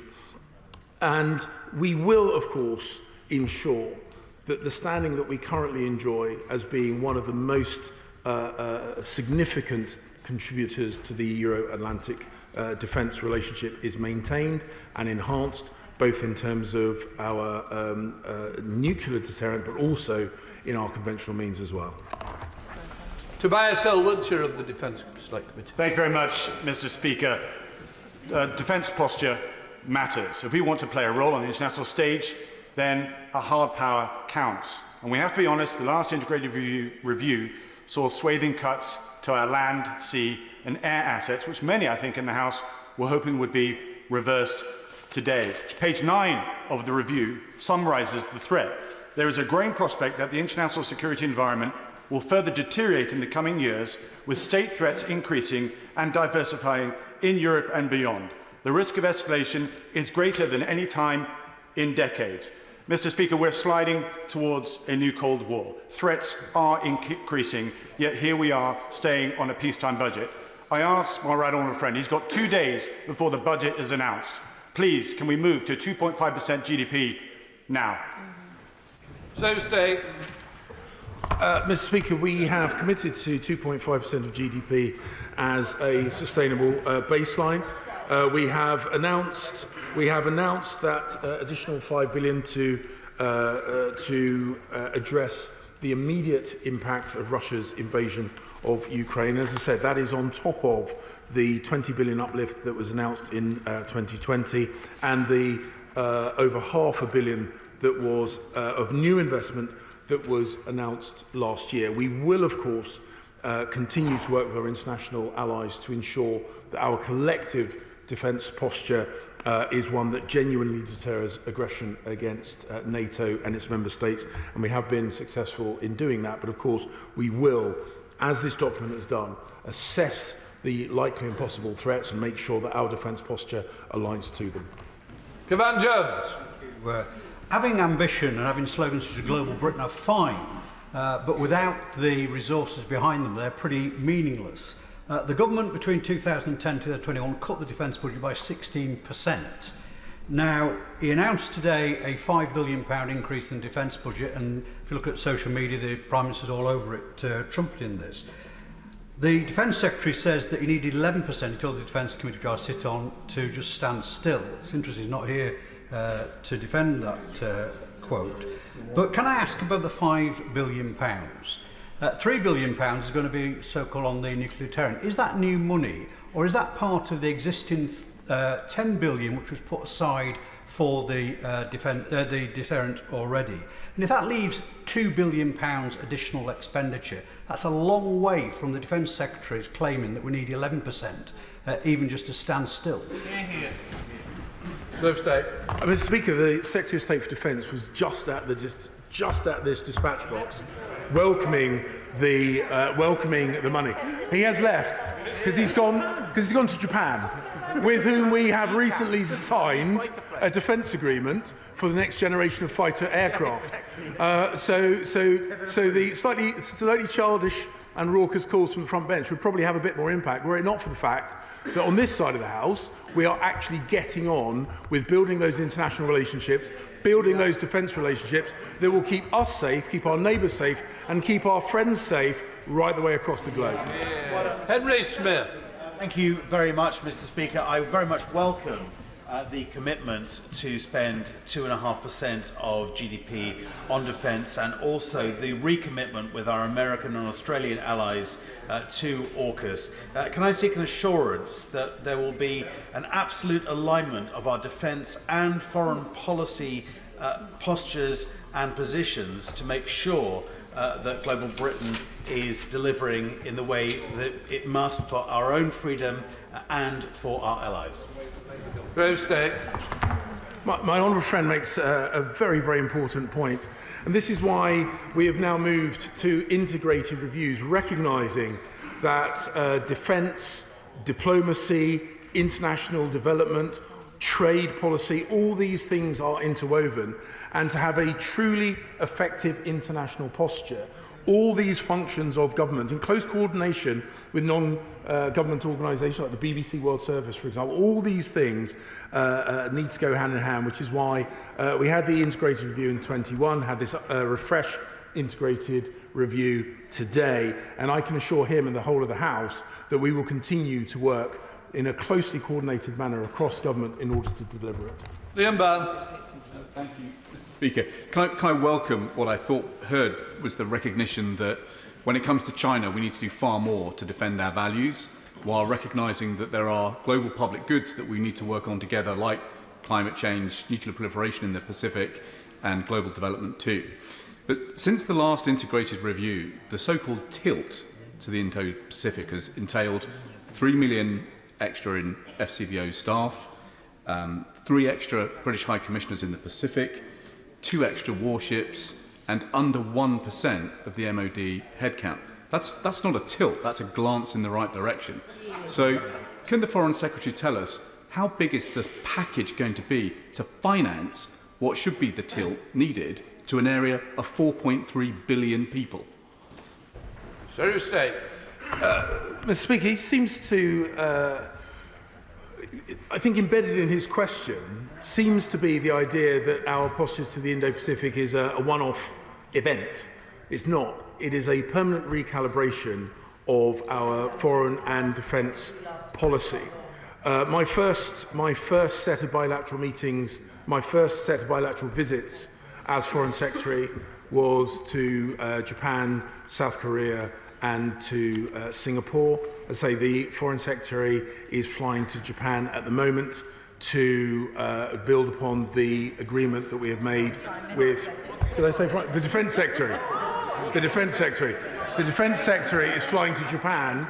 The Defence Secretary is flying to Japan to follow up on the agreement that's been made between the UK, the Italian government and the Japanese government.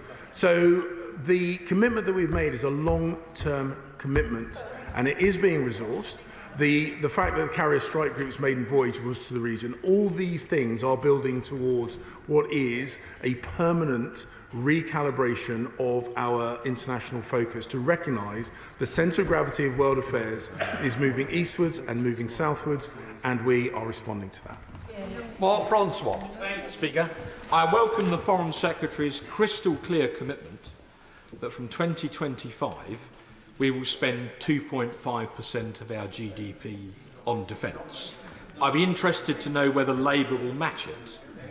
But part of that spending, also referred to in the document, is the AUKUS programme, which will be a world-class collaboration between the United States, ourselves and Australia.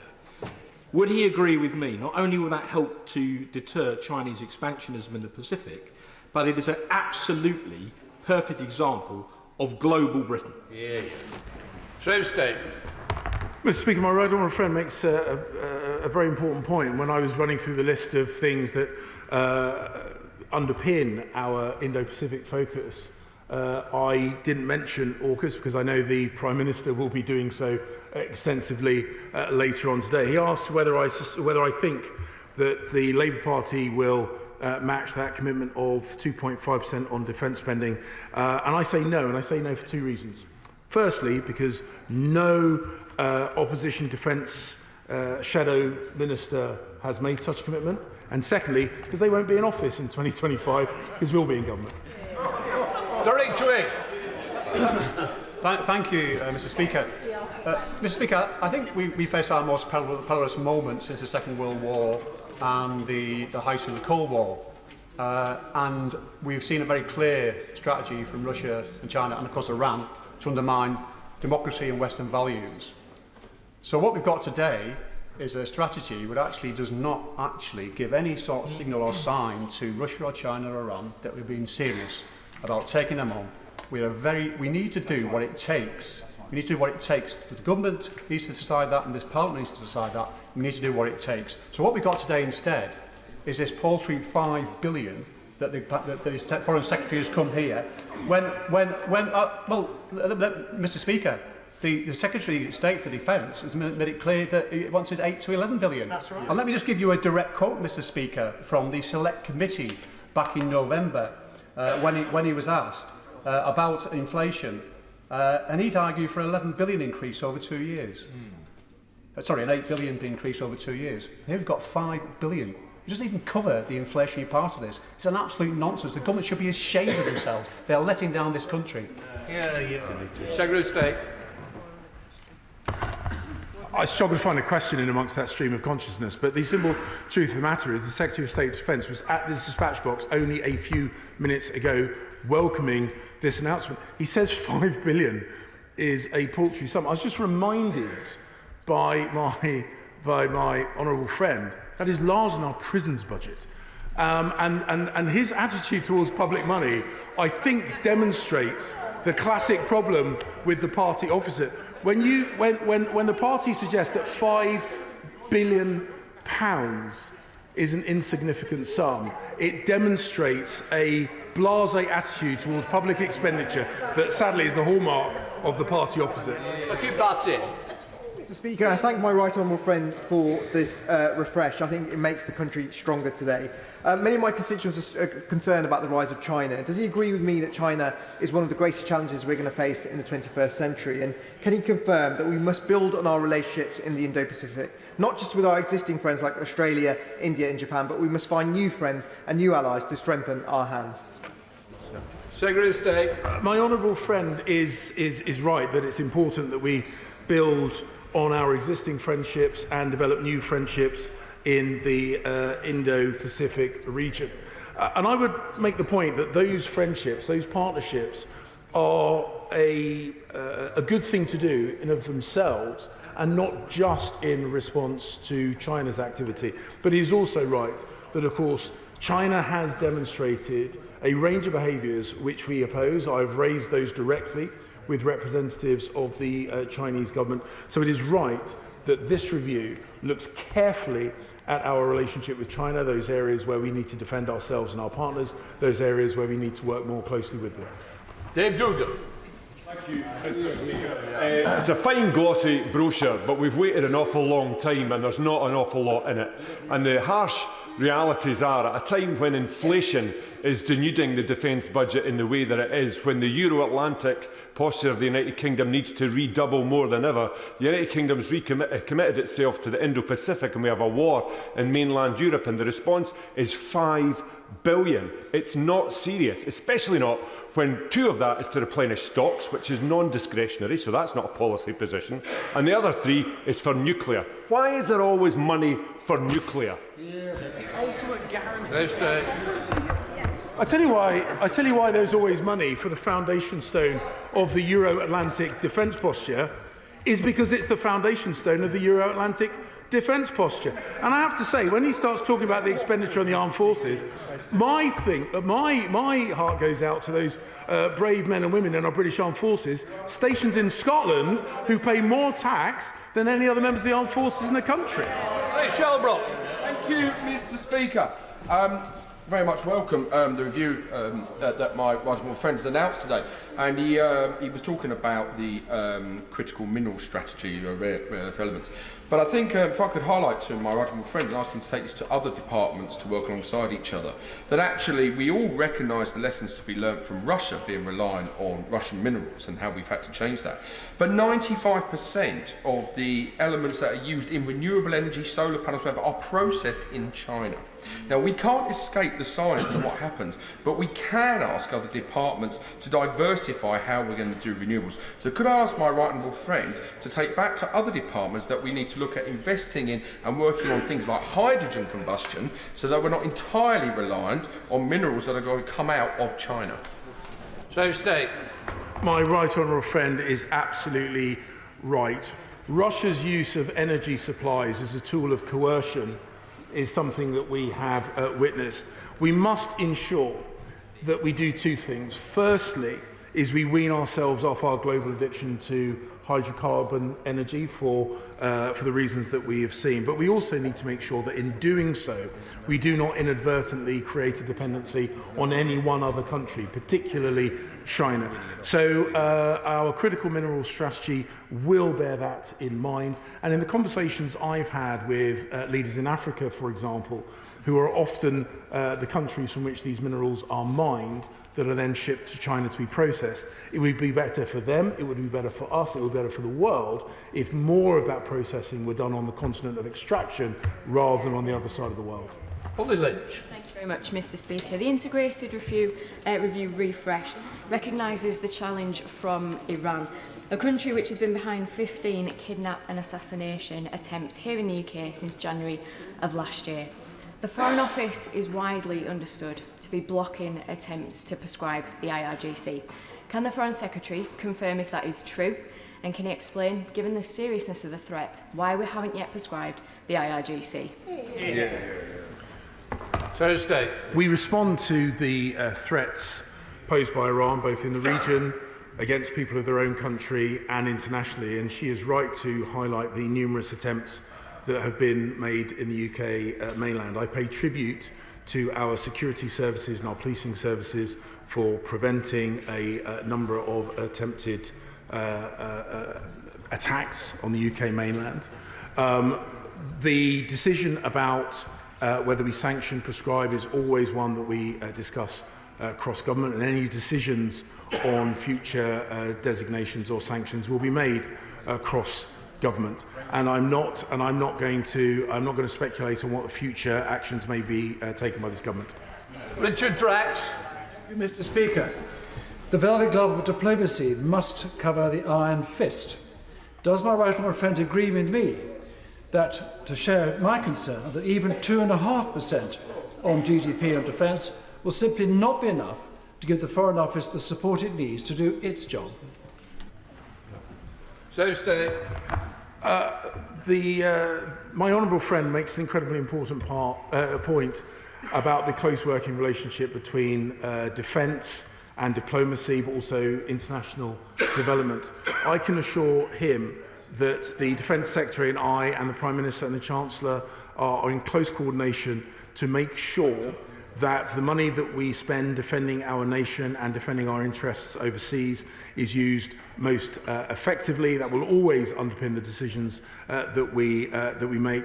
I recognise his desire to see greater money spent on defence, but ultimately we do need to ensure that we protect the public purse, but we do so in a way that also protects our interests and values. Richard Ford. Thank you, Mr. Speaker. The 2015 Strategic Defence and Security Review estimated that the Dreadnought acquisition programme was likely to cost £31 billion, including inflation. We've learned in the last week that the programme remains within budget, but SDSR did set a contingency of £10 billion. How much of that £10 billion contingency is being used on Dreadnought? And is the £3 billion that we've heard announced today for nuclear separate from that £10 billion? Show State. Mr. Speaker, the future expenditure, as I say, will be set out in more detail by my right honourable friend, the Chancellor of the Exchequer, and the ways in which the Defence Secretary will spend the money allocated to him will be set out by Defence Ministers in the future. But I have to say that I'm still, at the moment, completely lost as to what the Lib Dems' defence posture is. And certainly I look back at the time that we were in government together, and I can't help but think that had we not had the sea anchor of the Lib Dems in coalition, we would have progressed much more quickly on securing the defence of this country. Robert Coates. Thank you, Mr. Speaker. The extra money for stockpiles and for AUKUS is indeed welcome. But when the Foreign Secretary rightly speaks of a challenge to the entire international order, and we look, for example, at two areas of capability just in isolation, the size of the army and the capability of the Air Mobility Force, we have to face the unpalatable fact that neither people nor equipment can do two things at once.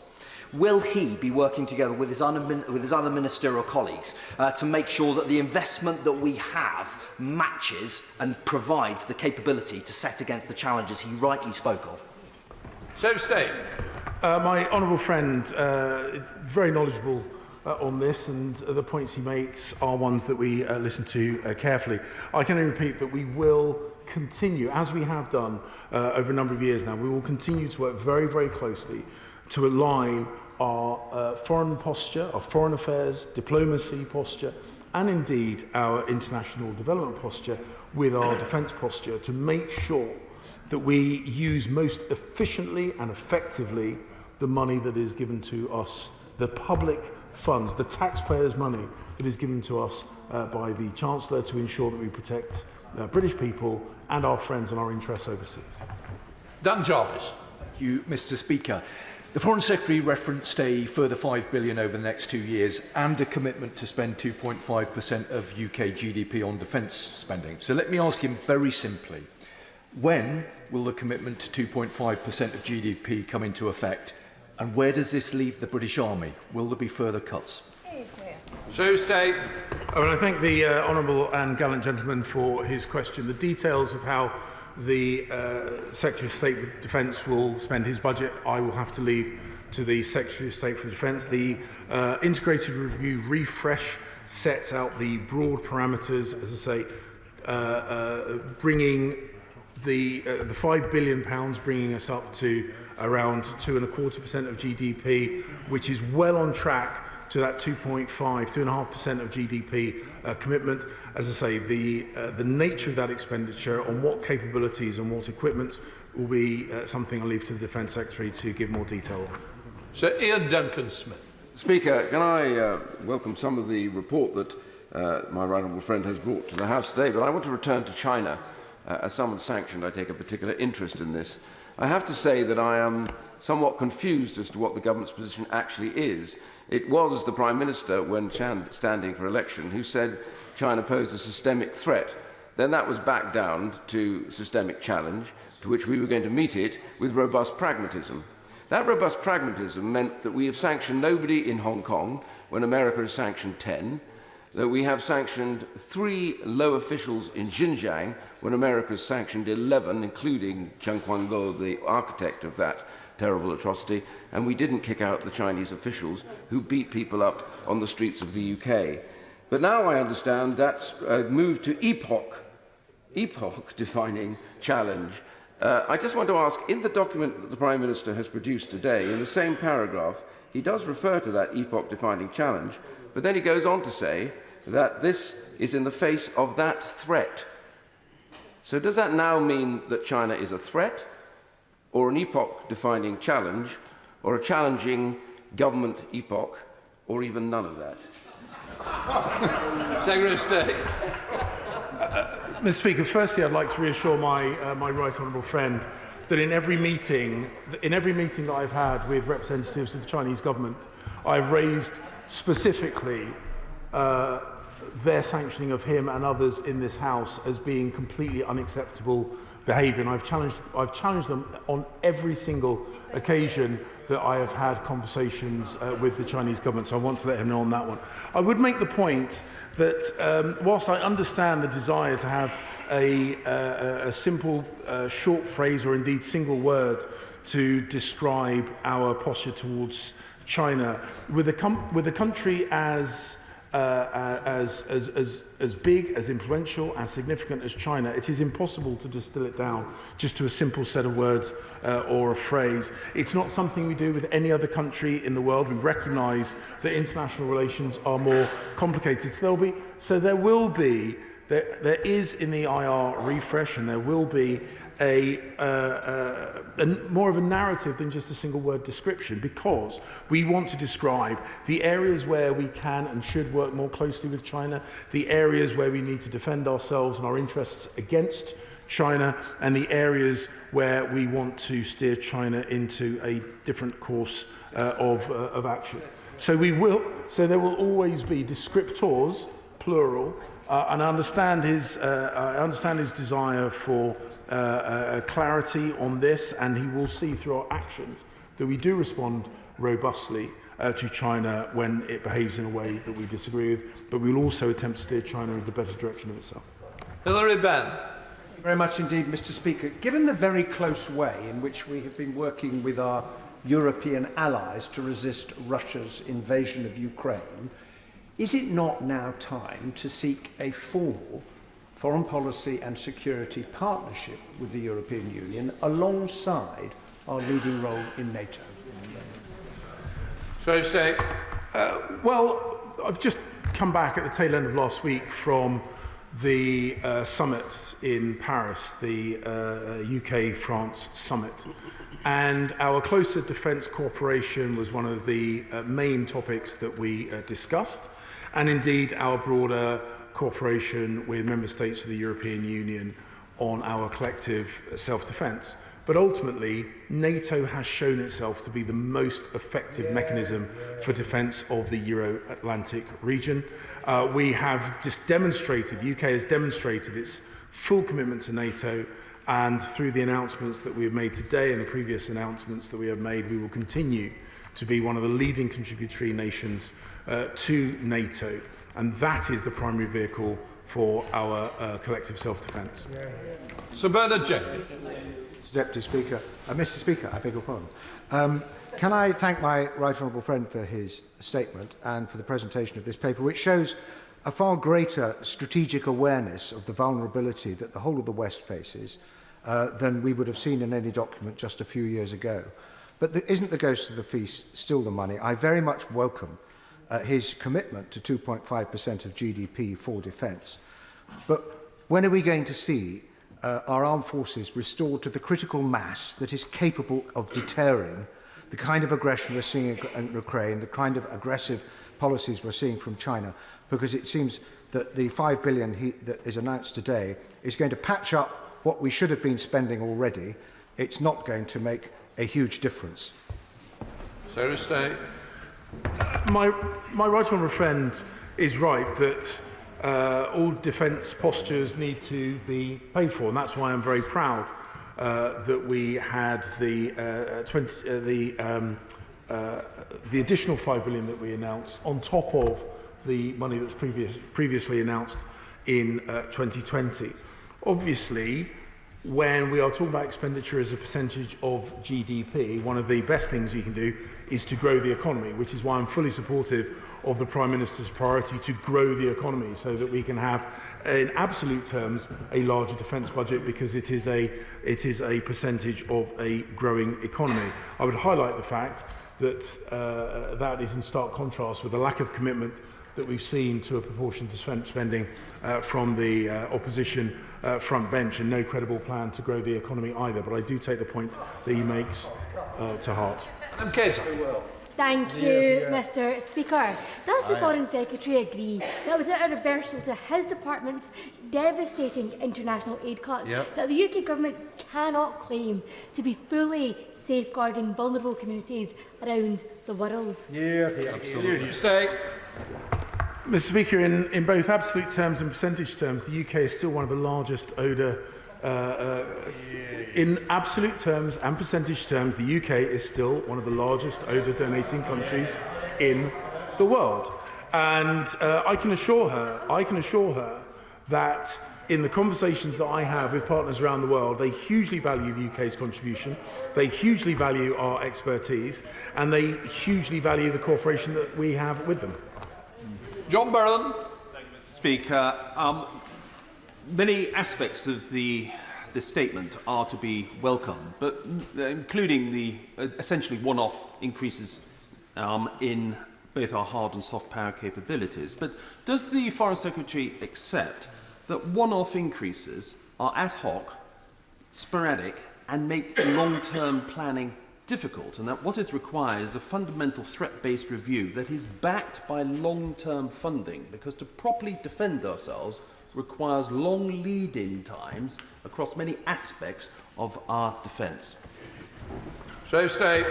Mr. Speaker, of course my honourable friend is right, which is why we have published the Integrated Review Refresh, which is to set the framework for the risks and opportunities in the international sphere.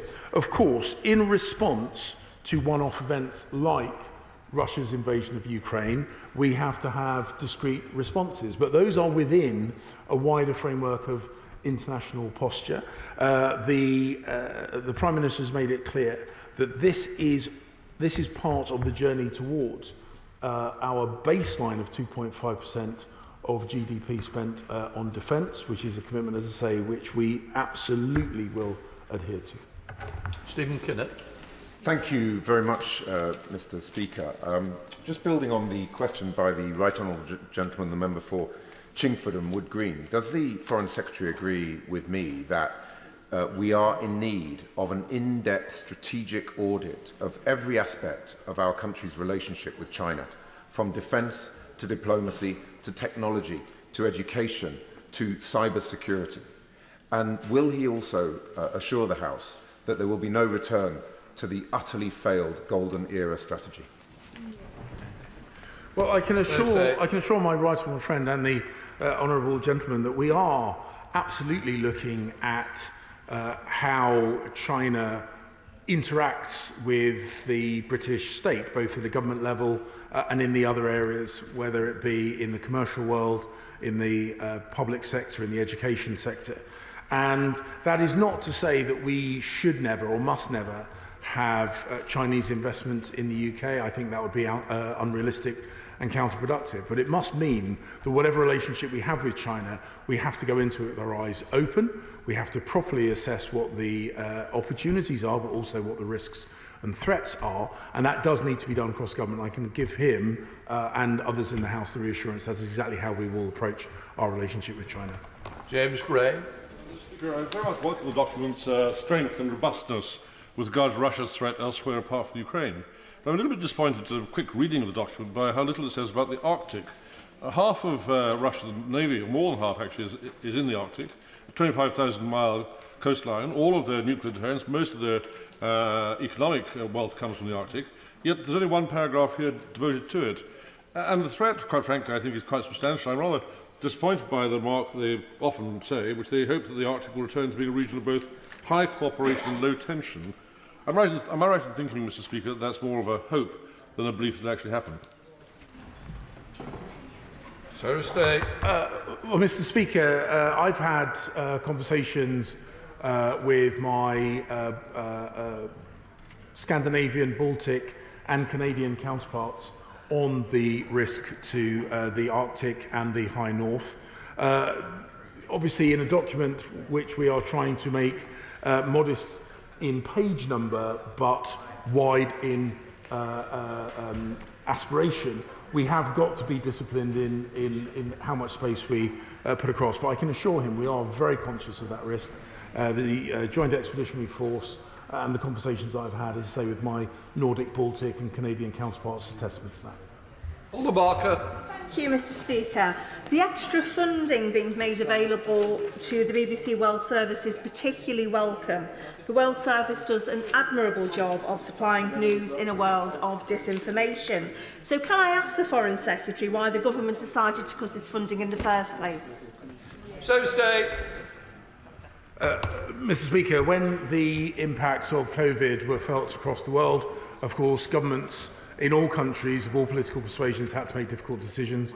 We, of course, did likewise, but I'm very, very pleased that we've been able to work with the BBC World Service to ensure that they act or they deliver their services in the most efficient manner and that we're able to support them with this increase in funding. Kip Malthouse. Thank you, sir. Given that the biggest killer of our people, the most frequent breaches of our border, and indeed arguably the most significant impact to the integrity of our economy is the work of overseas organised criminal gangs. Why is there hardly any mention of them in this document? And where is the resource to allow the National Crime Agency to deal with threats that are felt on the streets of the Secretary of State's constituency and mine every single day? So stay. Mr. Speaker, he's absolutely right that organised criminal gangs do have an international component, and this document is predominantly but not exclusively focused on state-level threats. But I can assure him that in our interactions with our interlocutors internationally, the role of organised crime gangs, international organised crime gangs, is very much part of the conversations that we have. Again, we didn't have the opportunity to put every single element of what we do internationally, and of course, a large part of that is within the Home Affairs area of responsibility. But we liaise very, very closely to ensure that when I am speaking with international interlocutors, that the threat within the UK posed by international criminality is one of the things that we discuss. Andrew Gwynn. Thank you. I refer to my register entries. I was really pleased that the Foreign Secretary referred to today being Commonwealth Day. A little disappointed that there was only a passing reference to the Commonwealth in that he's meeting foreign ministers from those member states in the coming week. He was right to highlight the growing influence of China across the globe, and that includes economic, political and security interests amongst many of the 56 members of the Commonwealth. So how does he envisage the integrated review refresh in terms of Britain developing a modern, dynamic, refreshed friendship with many of those countries in the Commonwealth? So stay. I genuinely thank the honourable gentleman for raising this issue. And whilst we've not made many references to the Commonwealth discreetly within this, it is actually interwoven through much of what we do. Our Indo-Pacific tilt, because of the geographical nature of the Commonwealth, inevitably means that that will be delivered in partnership with Commonwealth countries, AUKUS, of course, with Australia. But this morning I spoke to the Singaporean Foreign Minister, the New Zealand Foreign Minister, had meetings with the Malaysian Foreign Minister. So I can assure him that the UK wants to see the Commonwealth as being a meaningful, active and useful vehicle for the member states, particularly those small island states who disproportionately create the membership of the Commonwealth. So I can assure him, I can reassure him in fact, that even if it's not written down explicitly, it's absolutely interwoven throughout this document. John Whittingdale. Thank you, Mr. Speaker. Would my right friend agree that soft power can often be as effective as hard power, if not more so, and it is usually a lot cheaper? Can I therefore strongly welcome the additional funding for the BBC World Service? But will he go on and look at strengthening support for other soft power projections, such as the British Council and the Chevening Scholarship and John Smith Fellowship programmes?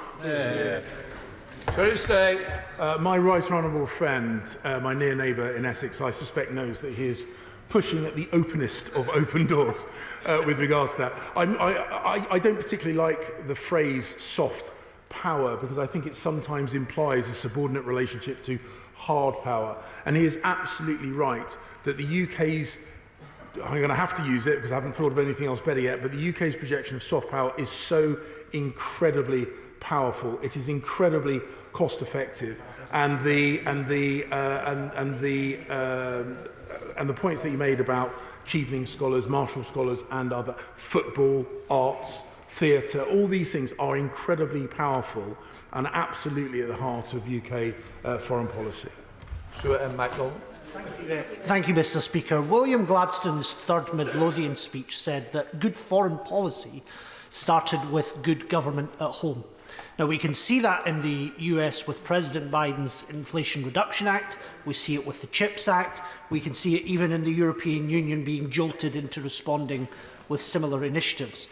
But the somewhat vague promises in the document published today, Mr. Speaker, of a protective security authority, an economic deterrence initiative, a critical mineral strategy, UK semiconductor strategy, leave me somewhat wanting more. Can the Foreign Secretary expand on these things? Because if he doesn't, if there's no meat on the bone, then we will fail to have met the moment that the White House and the Commission in Brussels has set us. I mean, that was the phrase. Always leave them wanting more. Is that not what they? Is that not what they say? Was it politics? Is politics show business for ugly people?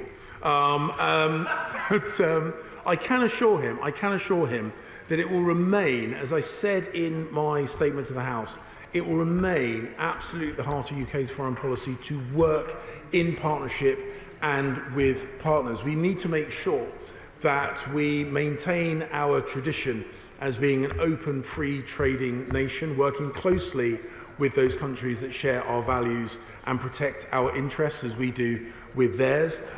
He highlighted a number of further iterations that I highlighted in this, including our semiconductors, including our critical minerals strategy. More details will be coming, and he will see that those things are interwoven not just through the UK foreign policy structure, but also in close cooperation with our friends and allies internationally. Fiona Bruce. Thank you, Mr. Speaker. A commitment to promoting freedom of religion or belief, or FORB, was included in the last integrated review. And it's good to hear from the Foreign Secretary today that the approach on working on this refresh has been one of evolution. So does he agree that the UK continuing to take a leading role in promoting and protecting freedom of religion or belief across the world and working with like-minded countries to challenge its abuses is as important, indeed even more important today than it was in the 2021 review, bearing in mind the increased abuses which are happening across the world, not least, for example, Russia's misuse of religion in its attacks against Ukraine, and also the growing use of increasingly sophisticated technology to control, coerce and oppress people and restrict their freedom of religion or belief.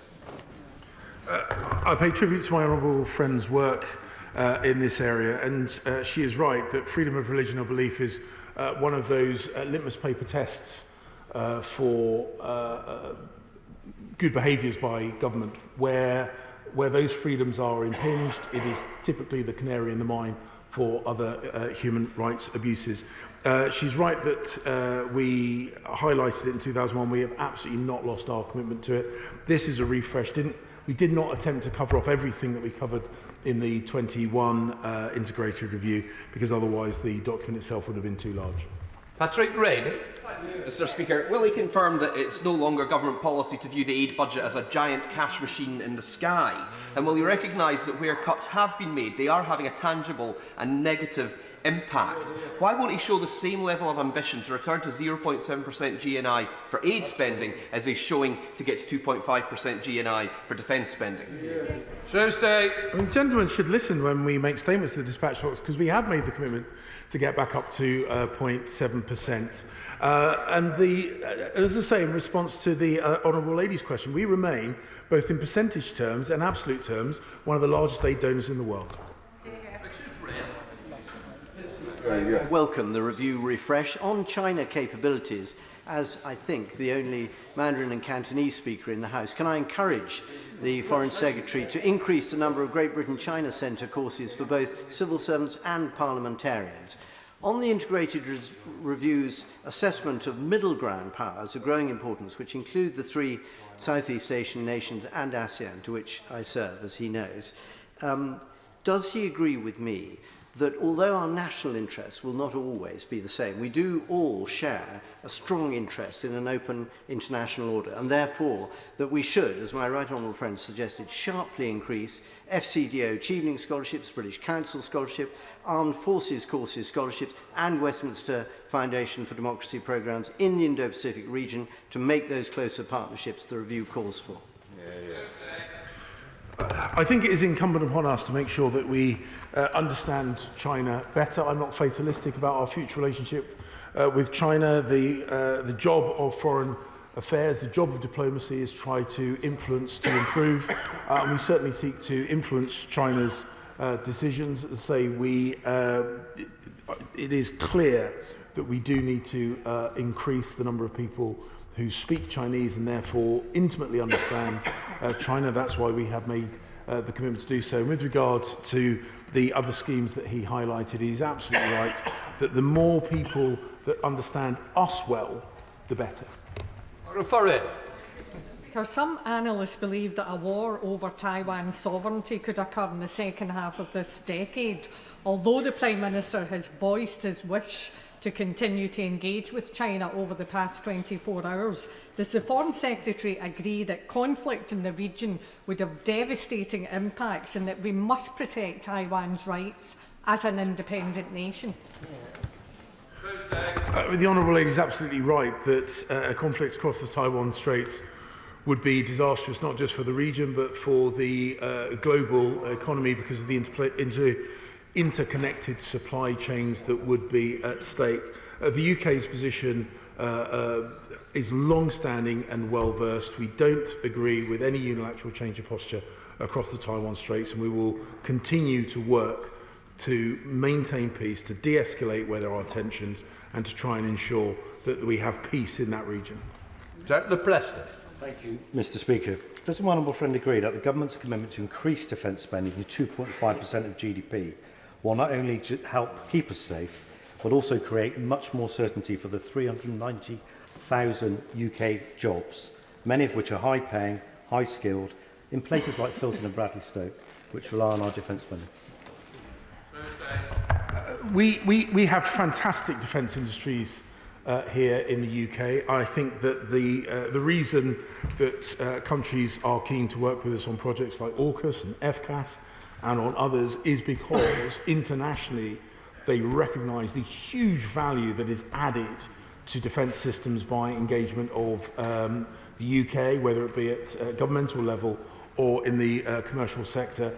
We absolutely value the jobs based in the UK's defence sector, and it, of course, is about preserving those jobs, including, of course, because those jobs are more geographically dispersed than in other sectors of the UK economy. Good value, high-paid jobs, high-skilled jobs across the whole of the UK is absolutely what we will continue to focus on.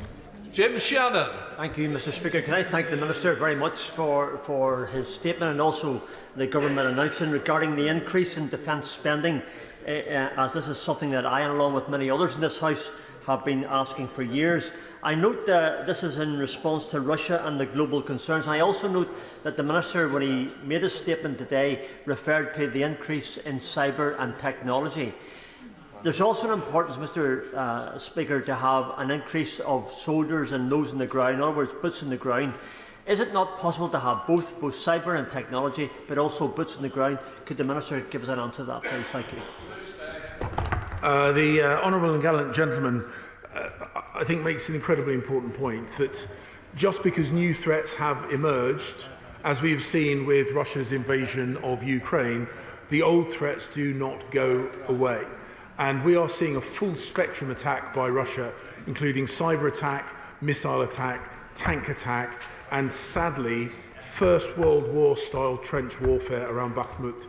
So we have to understand it is not a case of either or, it has to be both. This integrated review refresh recognises that, and I can assure him and the House that we will make sure that we cover all the areas where we need to defend ourselves. James Morris. Speaker, as he's already said, Britain's soft power is a strategic asset. So would the Foreign Secretary agree with me that it's important for two reasons? One, that it gives us a strategic advantage in the world, but two, it enables us to have a platform to build relationship with allies to contain and resist the trend towards anti-democratic and authoritarian regimes around the world. Yeah. My honourable friend is absolutely right. The UK proudly is one of the most significant defence contributors to NATO. As I said, it is in absolute terms and percentage terms one of the largest aid spenders in the world. But the one area where we are, I think, without risk of being contradicted is in our soft power. We will continue to recognise that, we will continue to invest in that, and we'll continue to make sure that is at the heart of our foreign policy. Simon Fell. Thank you, Mr. Speaker. The £5 billion investment in defence spending in the upcoming AUKUS announcement offers substantial opportunities for those engaged in the nuclear enterprise and the submarine building programme. But they also make clear the challenges we're going to have to skill up the people for this multi-generation long programme and get our supply chains ready to deliver on it. Can my right honourable friend outline what cross-government discussions are taking place now to make sure we're fit for that challenge? My honourable friend is absolutely right. This is not just a cross-government, but a cross-society, multi-decade-long endeavour, which means that we will need people who are currently still perhaps in primary school, developing those technical skills that will still be needed in 20, 30 years' time. And for those careers advisors around the country, I would suggest that advising boys and girls to gravitate towards this area of work is a very good investment, because the jobs are going to be there, and they're going to be high-paid, high-skilled jobs scattered all around the UK. They're going to be there for a very, very long time. And he is absolutely right. There needs to be a whole-of-society approach. That's exactly the attitude that we're taking. As if you work through the chair. Right. Apologies, Mr. Speaker. Statement. Let people leave before we start the next statement if they wish to.